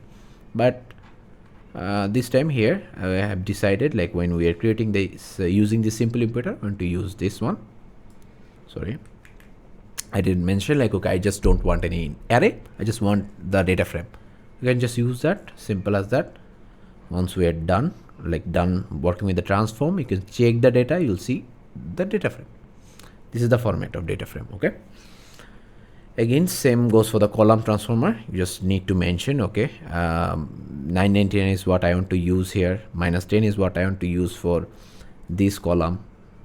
For this column I want to use 999, for this column I want to use 1700. No problem, it just follows the process and it just does its work. That's it, simple as that. Same frequent category imputation is for what's the frequent category? It's basically for the most frequent one or mode, okay, something like that, which we have seen. Again we have some columns using the same house price, splitted the data. We have just tried to check which columns do have missing data. You can see lot frontage, LA, this time it's new, LA, then mass Vienna, and so on. There are lots of 1, 2, 3, 4, 5 columns which has missing data. This time we want to use the most frequent, like this word, which is to get the most frequent data from the column. So here you can see for these are the most frequent data we do have. For I believe MS zoning, this is RL. For lot frontage, the most frequent data is 60, and so on and so forth. Okay, great. Now we also need to specify, like, okay, these 5 columns are the columns which we want to work with because they have missing data, and we want to replace that with the most frequent data we have. Okay. Okay, so this is what you can do, and again we can find out using dot mode, because this is basically what we can do. It's pandas and all. You can see for MS zoning is RL, for lot frontage 60. This is for the ID, which is not shown in the data frames. Okay, okay, then you can just verify. Okay, same value, no problem. Then we just use the transform to use that here, and again you can see this is an array, because why? We didn't use this the simple trick, just like setting output and so on. We just didn't do it. Okay, we just got the array and then convert that to data frame, and this is how it looks. It looks good. So this is after we have used the imputed value. Again if we just do it, if we just set this one, instead of having an array, we will just have data frames. We just follow the same process, done. Again the same process, this time feature numeric. We want to use mean for these 3 columns, and the most frequent one for these feature categories, which is this 1, 2, 3, 5 columns. We can do that, the same process. I just created a different list and do the same process, done. Missing category imputation. This time what we are doing is we are just considering 4 columns, no problem with that. Then great, then checking if they have missing value. Yeah, you can see these 3 are missing values. They're like 18% and so on, 46%. Okay, so this time, like the missing category imputation, which is to indicate that we want to use the string missing where we have some sort of missing data. That's it. So this is what I believe we have already seen that in arbitrary one, but this time we are just using missing word. That's it, string. If you just follow this whole process, you will see this missing is here, missing. That's it, simple as that. Again for the feature subsets, same process. All of these notebooks are same. They just follow the simple different strategy. That's it. And missing indicator, I believe we have already seen the missing indicator. We just want some more columns which has 0 and 1 there, which indicates if the data was initially missing or not. Simple as that. We just mentioned all of these. Consider this notebook.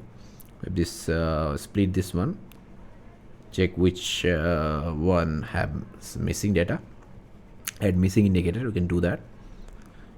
Here you can see error on new and feature equal to missing only.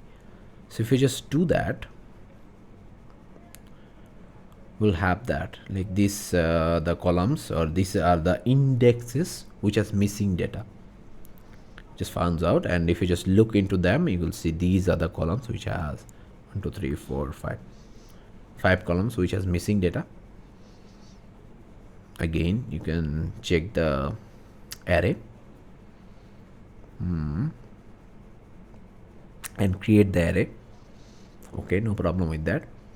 You can see missing indicator underscore lot frontage. This is how we can just rename those columns whatever we want.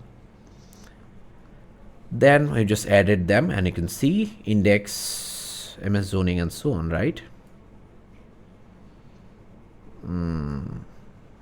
You see lot frontage, missing indicator array, and so on. 1 2 what? Okay, sorry. 1 2 3 4 5. Yes, 5. How many? 1 2 3 4 5 6 7 8 9. We had initially 9 columns. But we only had 5 columns where missing data were there. So how do we understand that? Let me just show you here. 1 2 3 4 5. These are the indexes of the columns which had missing data. This is what we have got. That's it, simple as that. And that's why we created more columns, more 5 columns, which actually indicates the missing one. For example, if you just look into LA, 1 2 3 4 5 missing, right? If you go for missing LA, you can see 1 2 3 4 5, and all of those are true. Here in scikit-learn, we're not using 0 and 1. Instead, we're using true and false. That's it. Simple as that. We can do that. That's not an issue. Then we'll just have them. Okay. So this was for the training one data. This was for the testing data. No problem. And then what? Then done. I believe we have done the missing indicator. And then it depends on, as we have created the missing indicator, then it totally depends on our strategy, how we want to create or fill those missing data. That's it. That is what we have already done so far. So you can just follow any of these notebooks and you will be done. But the issue is here, we using simple imputer, you can easily, rather than, you can see here we have to go through some manual processes, right? Find out which had missing data, like using this one, and then create this array, and then create this name, and then so on and so forth, add this to here. But rather than going through this so much hassle, what you can do is, when you're using simple imputer, when you just split the data, after that we can, when we are choosing the strategy, we can easily mention add indicator equal to true. Once we do that, we just don't need to follow the all of the process we had earlier. It will easily add that to the data. Okay, you can see, we can just follow the process, like, because we have already mentioned which strategy we want to use and so on, learn from the data. Once you're done, if you just want to look for those, you'll see MS zoning LA.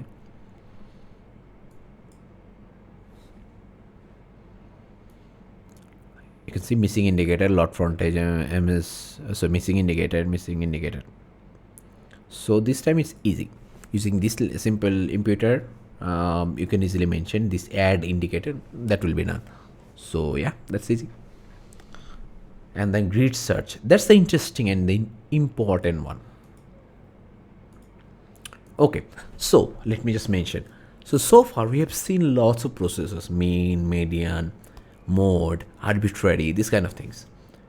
So this time what we want to do is, we want to use a machine learning model, and we will also we'll basically ask it, like, okay, these are the options we have: mean, median, mode, arbitrary, whatever. We'll just provide all of those, and we'll ask this machine learning model to tell us, like, which of these options are the best. That's it, simple as that. It will basically using some sort of more linear regressions and some regression, lesser regression. Okay, Okay, great. So you can see this is the lasso. We are like from scikit-learn, we are using linear model. This is the linear regression lasso. We'll use that, and we use train test split. We'll use this library to easily just you split the training and testing data, no problem. Use this grid search CV for the searching process or the whole process, and standard scalar is for like once we're doing the linear regression, we have to scale the data set to some extent, so that's why standard scalar. And one hot encoder is for the categorical values. Like just understand, like we have 1 2 3 4, we do plot that in the x and y axis, but when we have some sort of string, how do we convert that? So one hot encoder is some sort of encoder, some sort of technique which converts to text or string to numerical values. This is one hot encoder is all about. Okay, so we are using the house price sales, no problem. So how many columns we have? This time we're choosing all of the columns. Okay, you can see we have 81 columns, and 5 rows means like only we are kindly checking the 5 rows only, but we have 1460 rows here. So you don't need to panic here, or you can just add like maybe 30, no problem. You see 30, no problem with that, because we have 1460, right? But columns we are choosing every column right now, because you are using some machine learning model which will do the task for us. Then what we do is you can see creating list which contain numerical and categorical variables. Then we'll just find out like which of these columns are numerical and which of these columns are categorical. That means which of these columns have only numerical values like numbers, and which of the columns have strings here. So we have just found out the list of those. Okay, no, we can do that. Inspect the categorical variables, and we can just check out the values, no problem with that. Like only 43 columns are there which has string values. Here you can see. We can also do the same for numerical values. Like if 43 columns are categorical, that means 81 minus 43 is the numerical columns we have. That's it, simple as that. Okay, so yeah, here you can see, yeah, this is 37 columns. So these are all do have. So we have just split it, or we have just created 2 lists. One list has all of the column names which has numerical values in it, and another one is all of the columns which has string values in it. Okay, then we just split the data, and this time we're using this train test split, which we have imported this library I've shown you earlier. 30% of the data will be used for testing. This is an interesting concept, random state equals 0. This is your task. This is very important to understand this random state, why we set this to 0. This is something for reproducibility.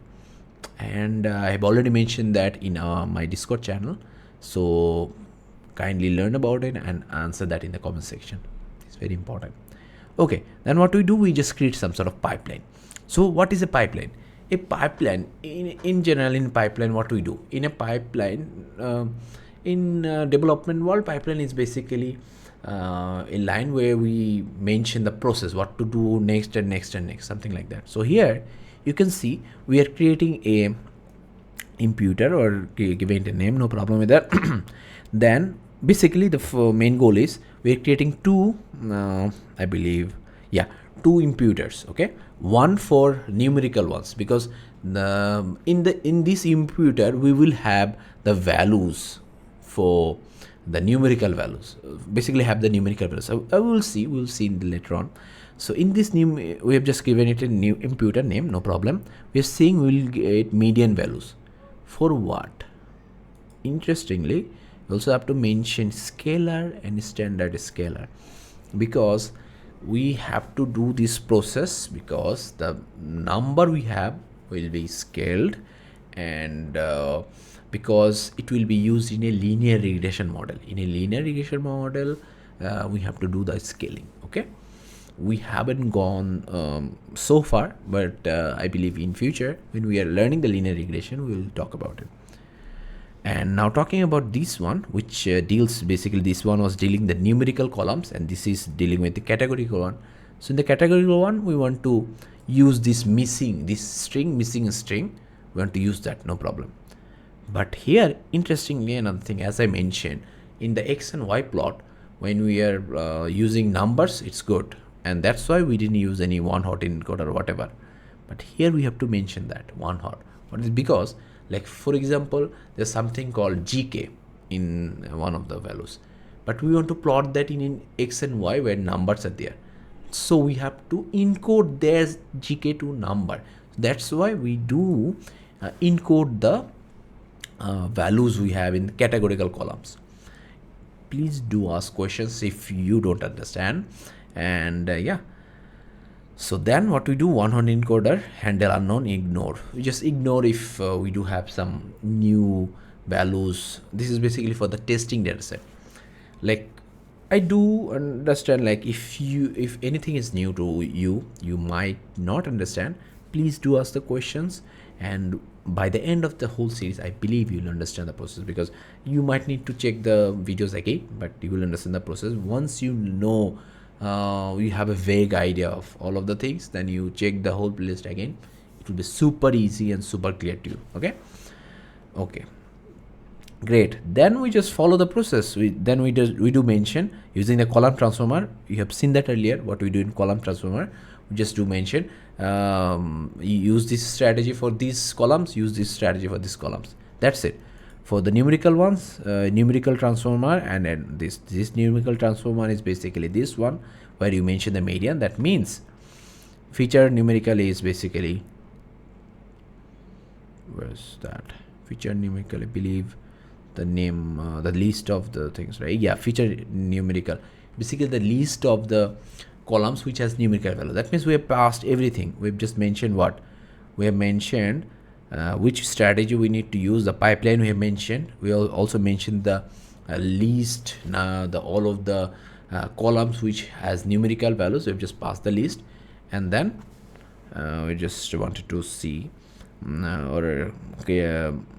give it a name to numerical, and for that in categorical pass the pipeline here, same pass the list, same. Once we are done with the process, then we create the pipeline.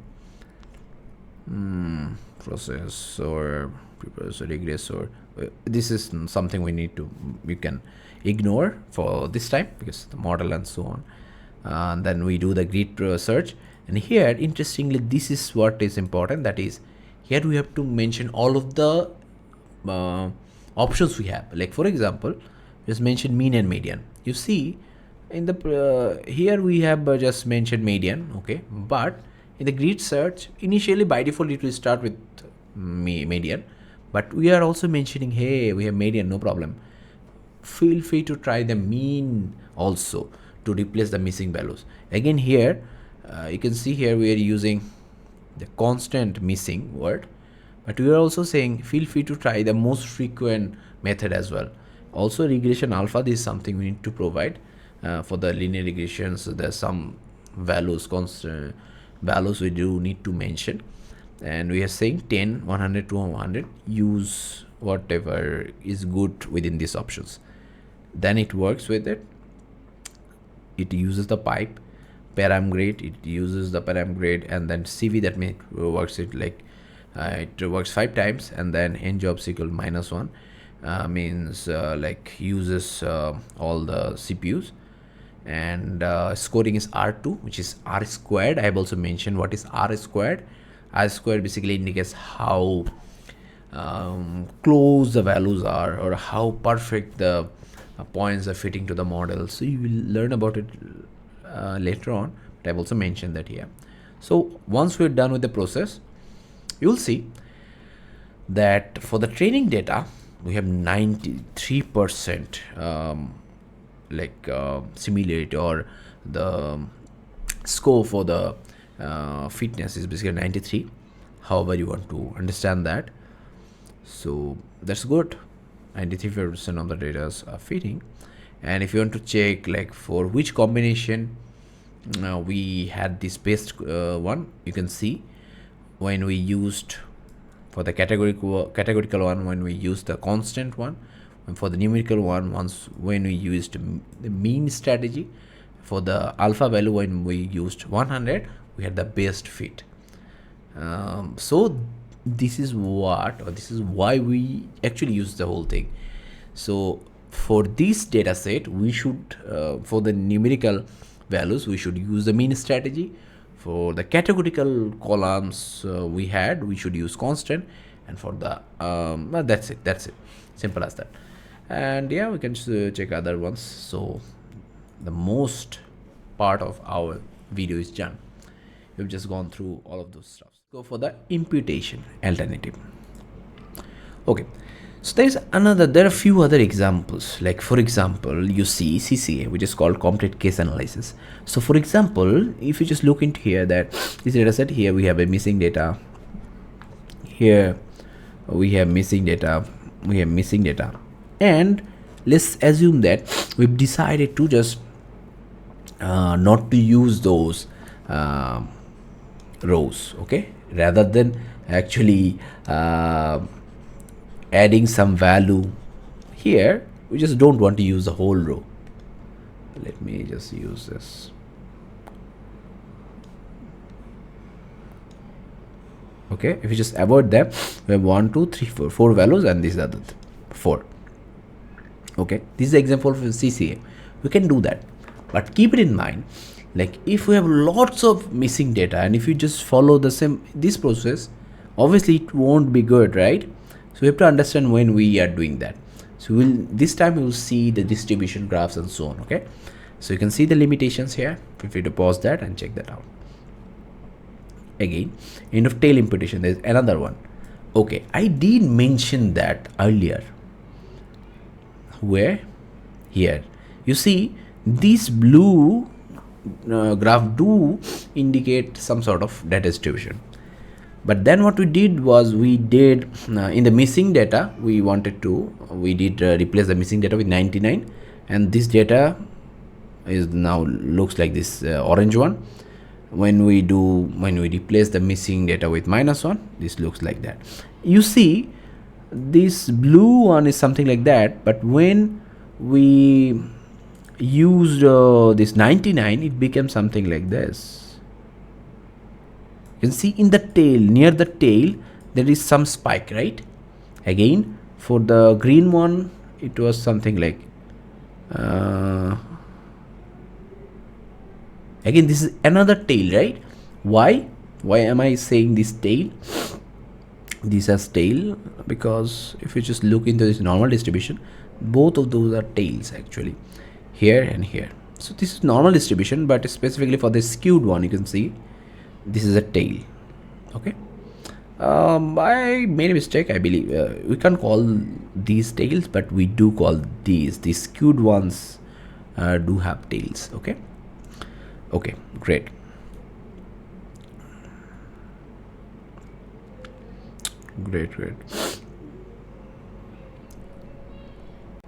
So end of tail imputation, we can also do that, right? So in end of tail imputation, as I mentioned, we can do that, but the goal is again same. We want to have a distribution which holds the main distribution, also the characteristics. Okay, you can do that. How to do it? Again, I did mention that, like we can find out the range, obviously, for the normal distribution, as I mentioned, the maximum minimum. If you just look into it is mean plus 3 into standard deviation, and the minima is again mean minus 3 into standard deviation. Same process. We'll just follow these processes, and if you just look into here, this example is for the tail one, right? End of tail one. Okay, this is a graph for the age distribution, right? Age distribution. Okay, and there are some, like, let me just mention what is happening here if you are not getting it. Age, we have 2 3 missing data, 7 4 missing data. For this, we are just getting some sort of graph, something like that. Then what we decided was, this time we haven't mentioned which value we are adding here. Maybe whatever we are getting, maybe some value like maybe 9. Okay, and this 9 is something we will get using imputation, like this process. Okay, this one, or this one, here you can see how to get the upper limit, lower limit. We can use these methods. And for this one, you can see mean plus minus 3 into standard deviation. These are the ways we can get this tail. And one, great. Okay, let me just mention this one. Okay, now assume that using those laws we have got that. So this time this graph might look like this. Okay, no problem with that, it can happen. Okay, again, once this is how it looks, you will see that, okay, there's something called outliers. Okay, outliers are basically the values which doesn't follow any pattern. Okay, using this IQR interquartile range format, it is before, like once we had this edge, like only the missing ones, this is the how this one looks like. But once we like use the edge imputed, you can see these outliers are gone. It can happen sometimes it does not. But the one of the main reasons why we have increased the IQR, because we covered these values as well. Here you can see it is here, that means it is covering this range, that means it is within this whole range.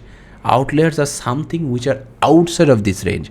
So here in this example, these circles were outside this range, right? This is why it was outlier. Okay, our goal is obviously we do target like to cover the outliers and take these outliers within the data. This is what also is within our goal, random sample imputation. But we'll learn about that after we're done with this code. Okay, imputation. Okay, let's just focus on this one, and once we're done with this, it will be pretty easy for you. Okay, compute case analysis. What is that? As I mentioned, if we have some missing rows, you just don't consider them, and you will just remove them, and you will get the, we'll have the data. So if we just run all of those, we are considering the house price data set we have. Are we considering any columns? I believe no.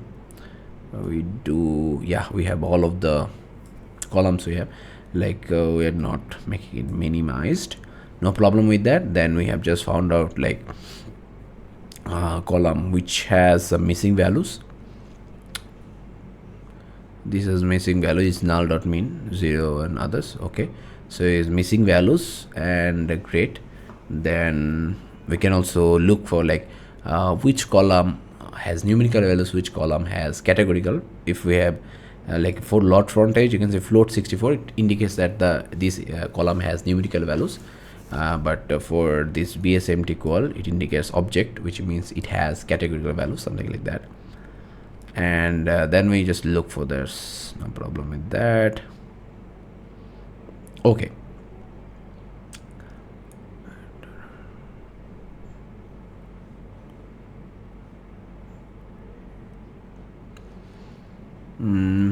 okay, then we can do one thing, that is we're going to look for how much data are missing. That's an interesting thing which we haven't done so far. For example, for lot frontage, you can see 18% of the data are missing, no problem. For the LA, 93% of the data are missing. Now let me make this thing clear. As I mentioned, when we are using CCA, complete case analysis, we can skip the rows which has missing data.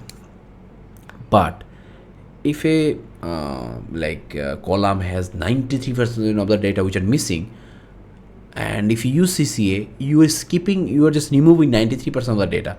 You have just 7% of the data left. This is not feasible. So this in this example, what we will do is we'll consider like 50% of the 5%. We'll just we'll consider scenarios where 5% or maximum 5% of the data are missing, then if in those cases we can just remove those 5%, we'll have 95% of the data. Okay, so what we are doing here is 0.05 5% and in a list. So here you can see these are the columns which had only 5% of the data which are missing for these columns. Okay, no problem. Then what we do is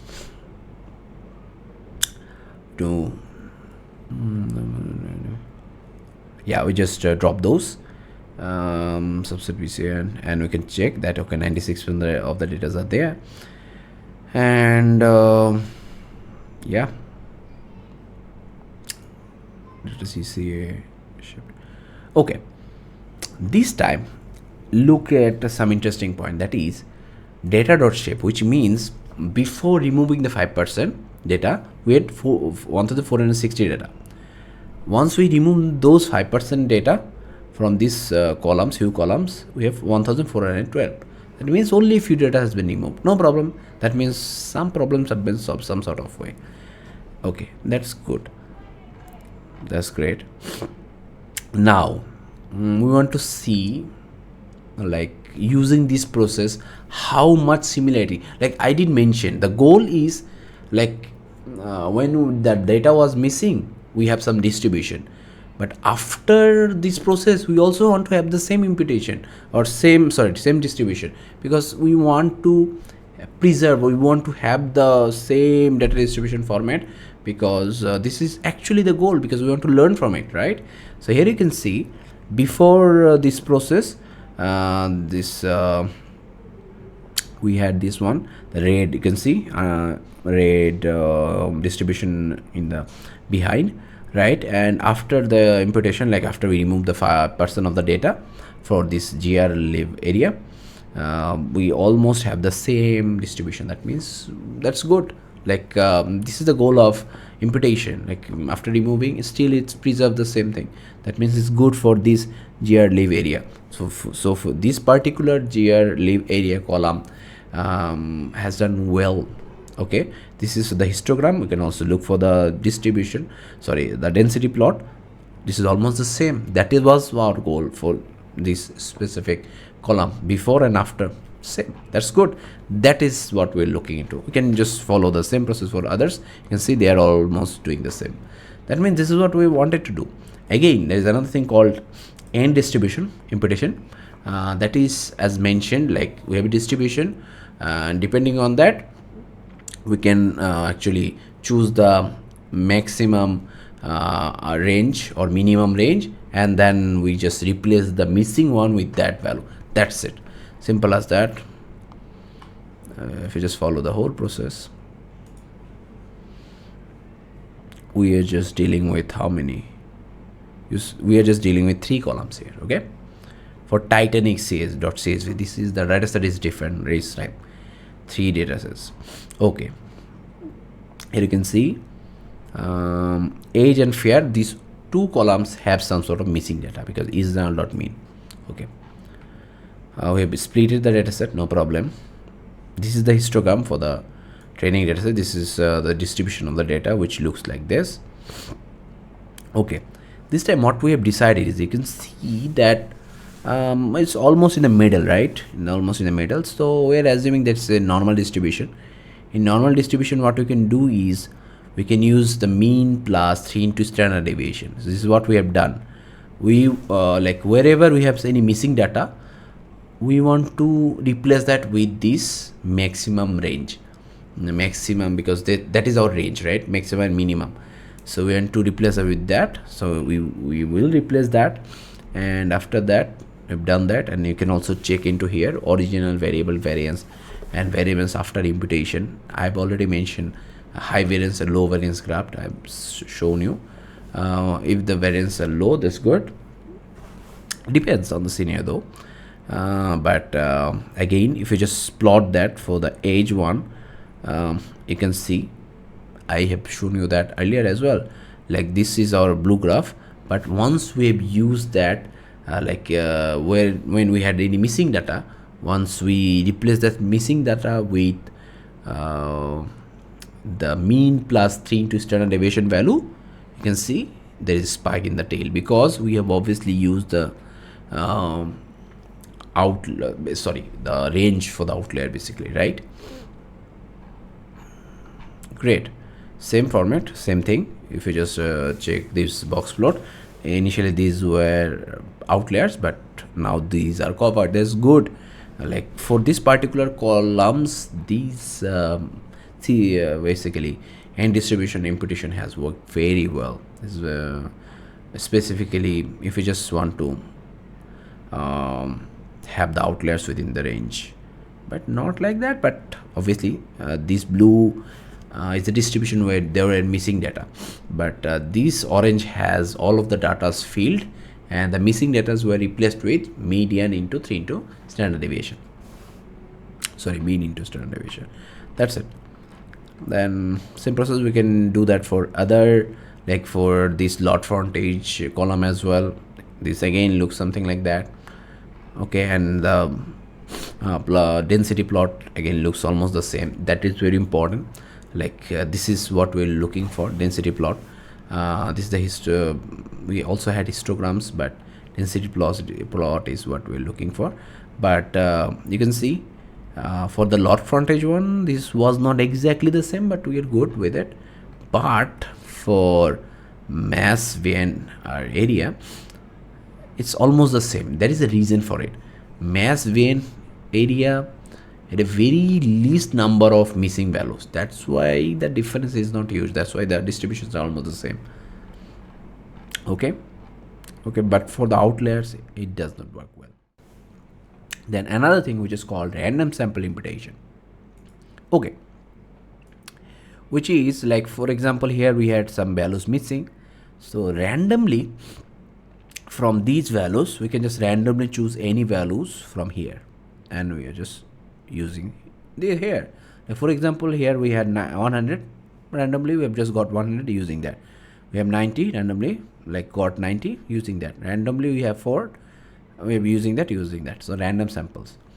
The benefit is, as like we are just using one value which was already within the column, the distribution is good, looks good. Okay, we'll see. You see, these are the benefits and so on. We'll just talk about it. Okay, but the problem is the problem with this data set is that like for example, we had this missing, we just used the random sample, we got 190, this is this, and some way, like using some ML model, we got some prediction value, this 1900, and this is for this specific rows, we've got this. The problem is, as it is random, using the random process, you see here, if you just follow the same process and if you generate this time this prediction will be different for these rows.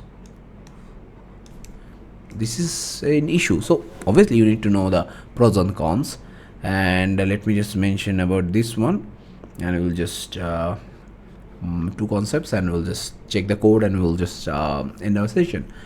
Okay, for the mean median imputation, we can also this can be grouped. Like for example, there are gender and height, okay, or height. So the thing is, gender, like for example, 1 indicates male and 0 indicates female. So there is some data, obviously there is some data for the male and for female. Obviously you want to know the mean height for the height for the male. Okay, then so we'll just get the mean value for this group, so the mean value for this group, so you can do that. And so how we then we will just replace those values. Like here the mean value for the male were 85, so instead of in the missing one we just use 85. For the women we use this one, so you can do that. These are some sort of grouping one. And another interesting factor is this one, which is multivariable variate imputation, multivariate. So far what we did was, we had some columns, we had some values which were missing, we learned from this column only. okay. But multivariate imputation basically uses machine learning models, specifically neural network and others, which uses other columns to learn what value should be here. That's it. Other columns. So this has connection with the neural networks. Okay. This is obviously first one is using KNN and second one is using mice. KNN is basically one of the neural network models for the nearest neighbor, and for mice the technique is basically we initially choose a strategy to find the value, then we actually follow the process many times for other columns. Like for example, we have a column and we have another column where that is missing, so use this column and take is some sort of value from here and decide which value should be in the missing one. Then we choose other columns to do the same process, and after a while we end up with the missing value. Okay, let's now look for the code. Okay, random sample imputation. Randomly choosing some values and great. We can use the tightening data. Obviously, age, fear, and survive. These three columns we can do that. Where are we using the randomly one? Obviously, we need to use the random state 0. Again, the same question arrives like okay, why? So there is a process. Okay, the lot of things which we have here. I just check out like is null there. Some head first for values, age imputed. Okay.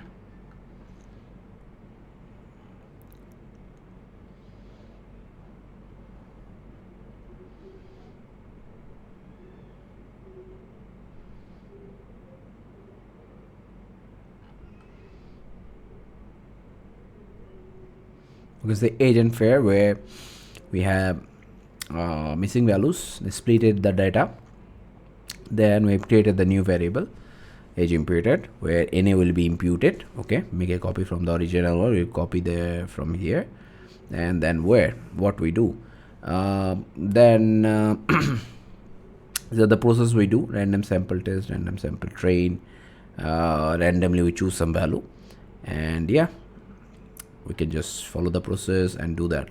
So for this one, as mentioned in the random one, we just randomly pick some values, right? I believe, sorry.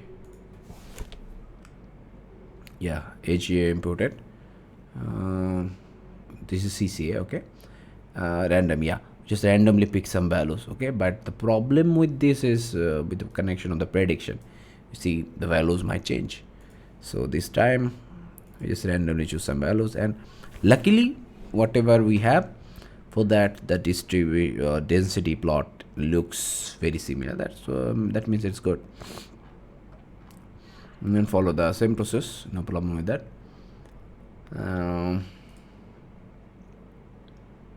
Okay, mean, median per group we can just look into here as well. Like as mentioned, like we can create some groups basically, and depending on the groups we can then do some process. So here we are using the house price CSV, and we are using 1 2 3 4 5 6 7 columns here, and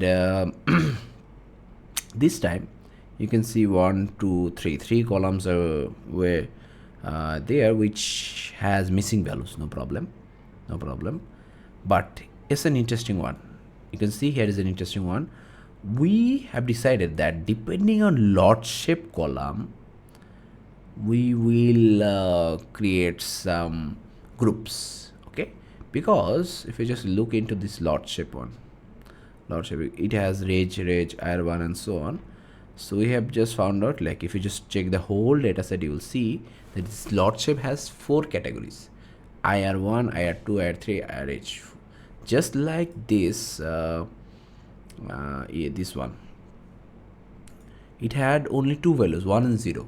Depending only when we had 1, we got like for all of the values which had 1 for gender, we found out the mean value, For all the values which had 0, we did that. But for this one, we have 4 ones, so depending on all of those, we will have some values for those. So this is the group. These are 4 groups here. Okay, so here you can see, depending on the lot shape, we have the range 642 range values, 345 IR1, and so on. No problem, you can just do that. You can follow the process, use the mean values, and you can just work with it. This time we have just found out the mean values for those 4 groups. Okay,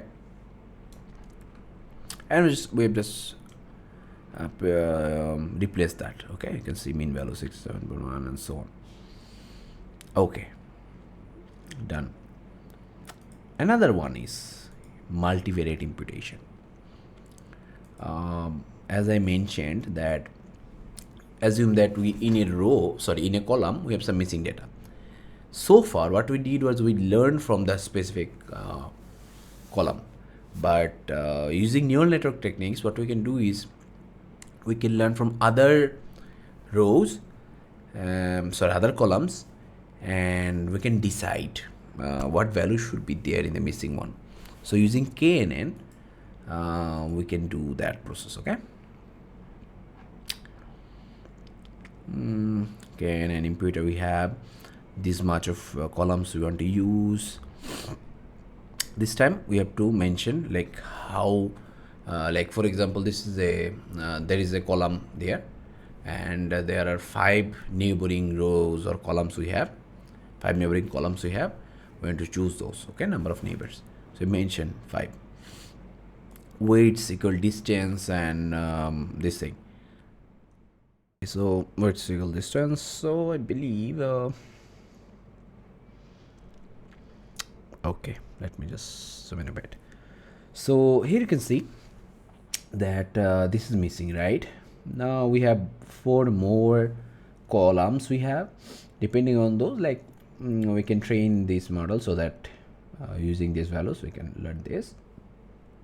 Again, for example, maybe we just want to use these rows, value 1 and so on, value, there should be value 2 and value 3, just 2 and 3, assume. You can use so we can use their weights. So these are the things we learn in neural networks, weights and so on. There's kind of a lot of things, but just submit for a while. The weights can be uniform or distance. That means all of the values for the weights can be 1, or it can be reverse to it, like 1 by Euclidean distance neighbor minus observation. Okay, so weights, here is distance, the reverse one. Okay, I mentioned what it means. The closer neighbors get more weight. Okay, the closer the neighbor, like for example, these are all like, yeah, one path away or one box away. So it is closer to this box, like more maybe, so the weight should be like 5. It should be 5, but this is far away, this thing, so it should be 2 weight. So it depends. So this is how it will work on it. Okay,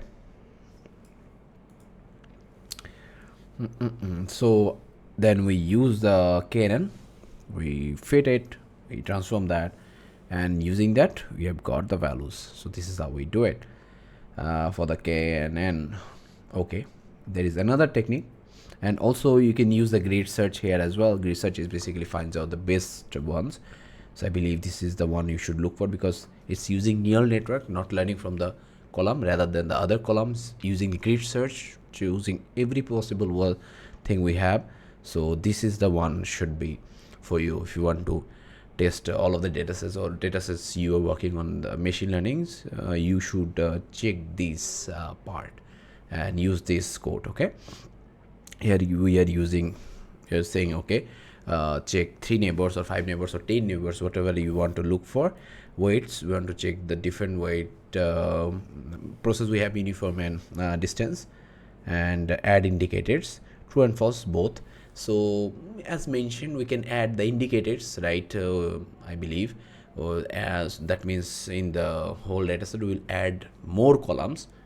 We have set true and false both, no problem. And we have gone through the process. We can see some linear regression best fit, which is 8.845 and so on. So this is what we have found out, that is we should add indicator. The number of neighbors, the more neighbors we have, the best fit it is, and the weights should be distance. Okay, now, because the more the near the neighbor is, the weight should be more. Okay, this is what we can do. There's another thing which is mice. Just follows the process. You can see here you have for this credit approval UCI data set. You have these set these variables, no problem with that. Okay, just created this training and testing data set. Great. Here, interesting point is, here's the interesting part, that is there is some iterative search that happens.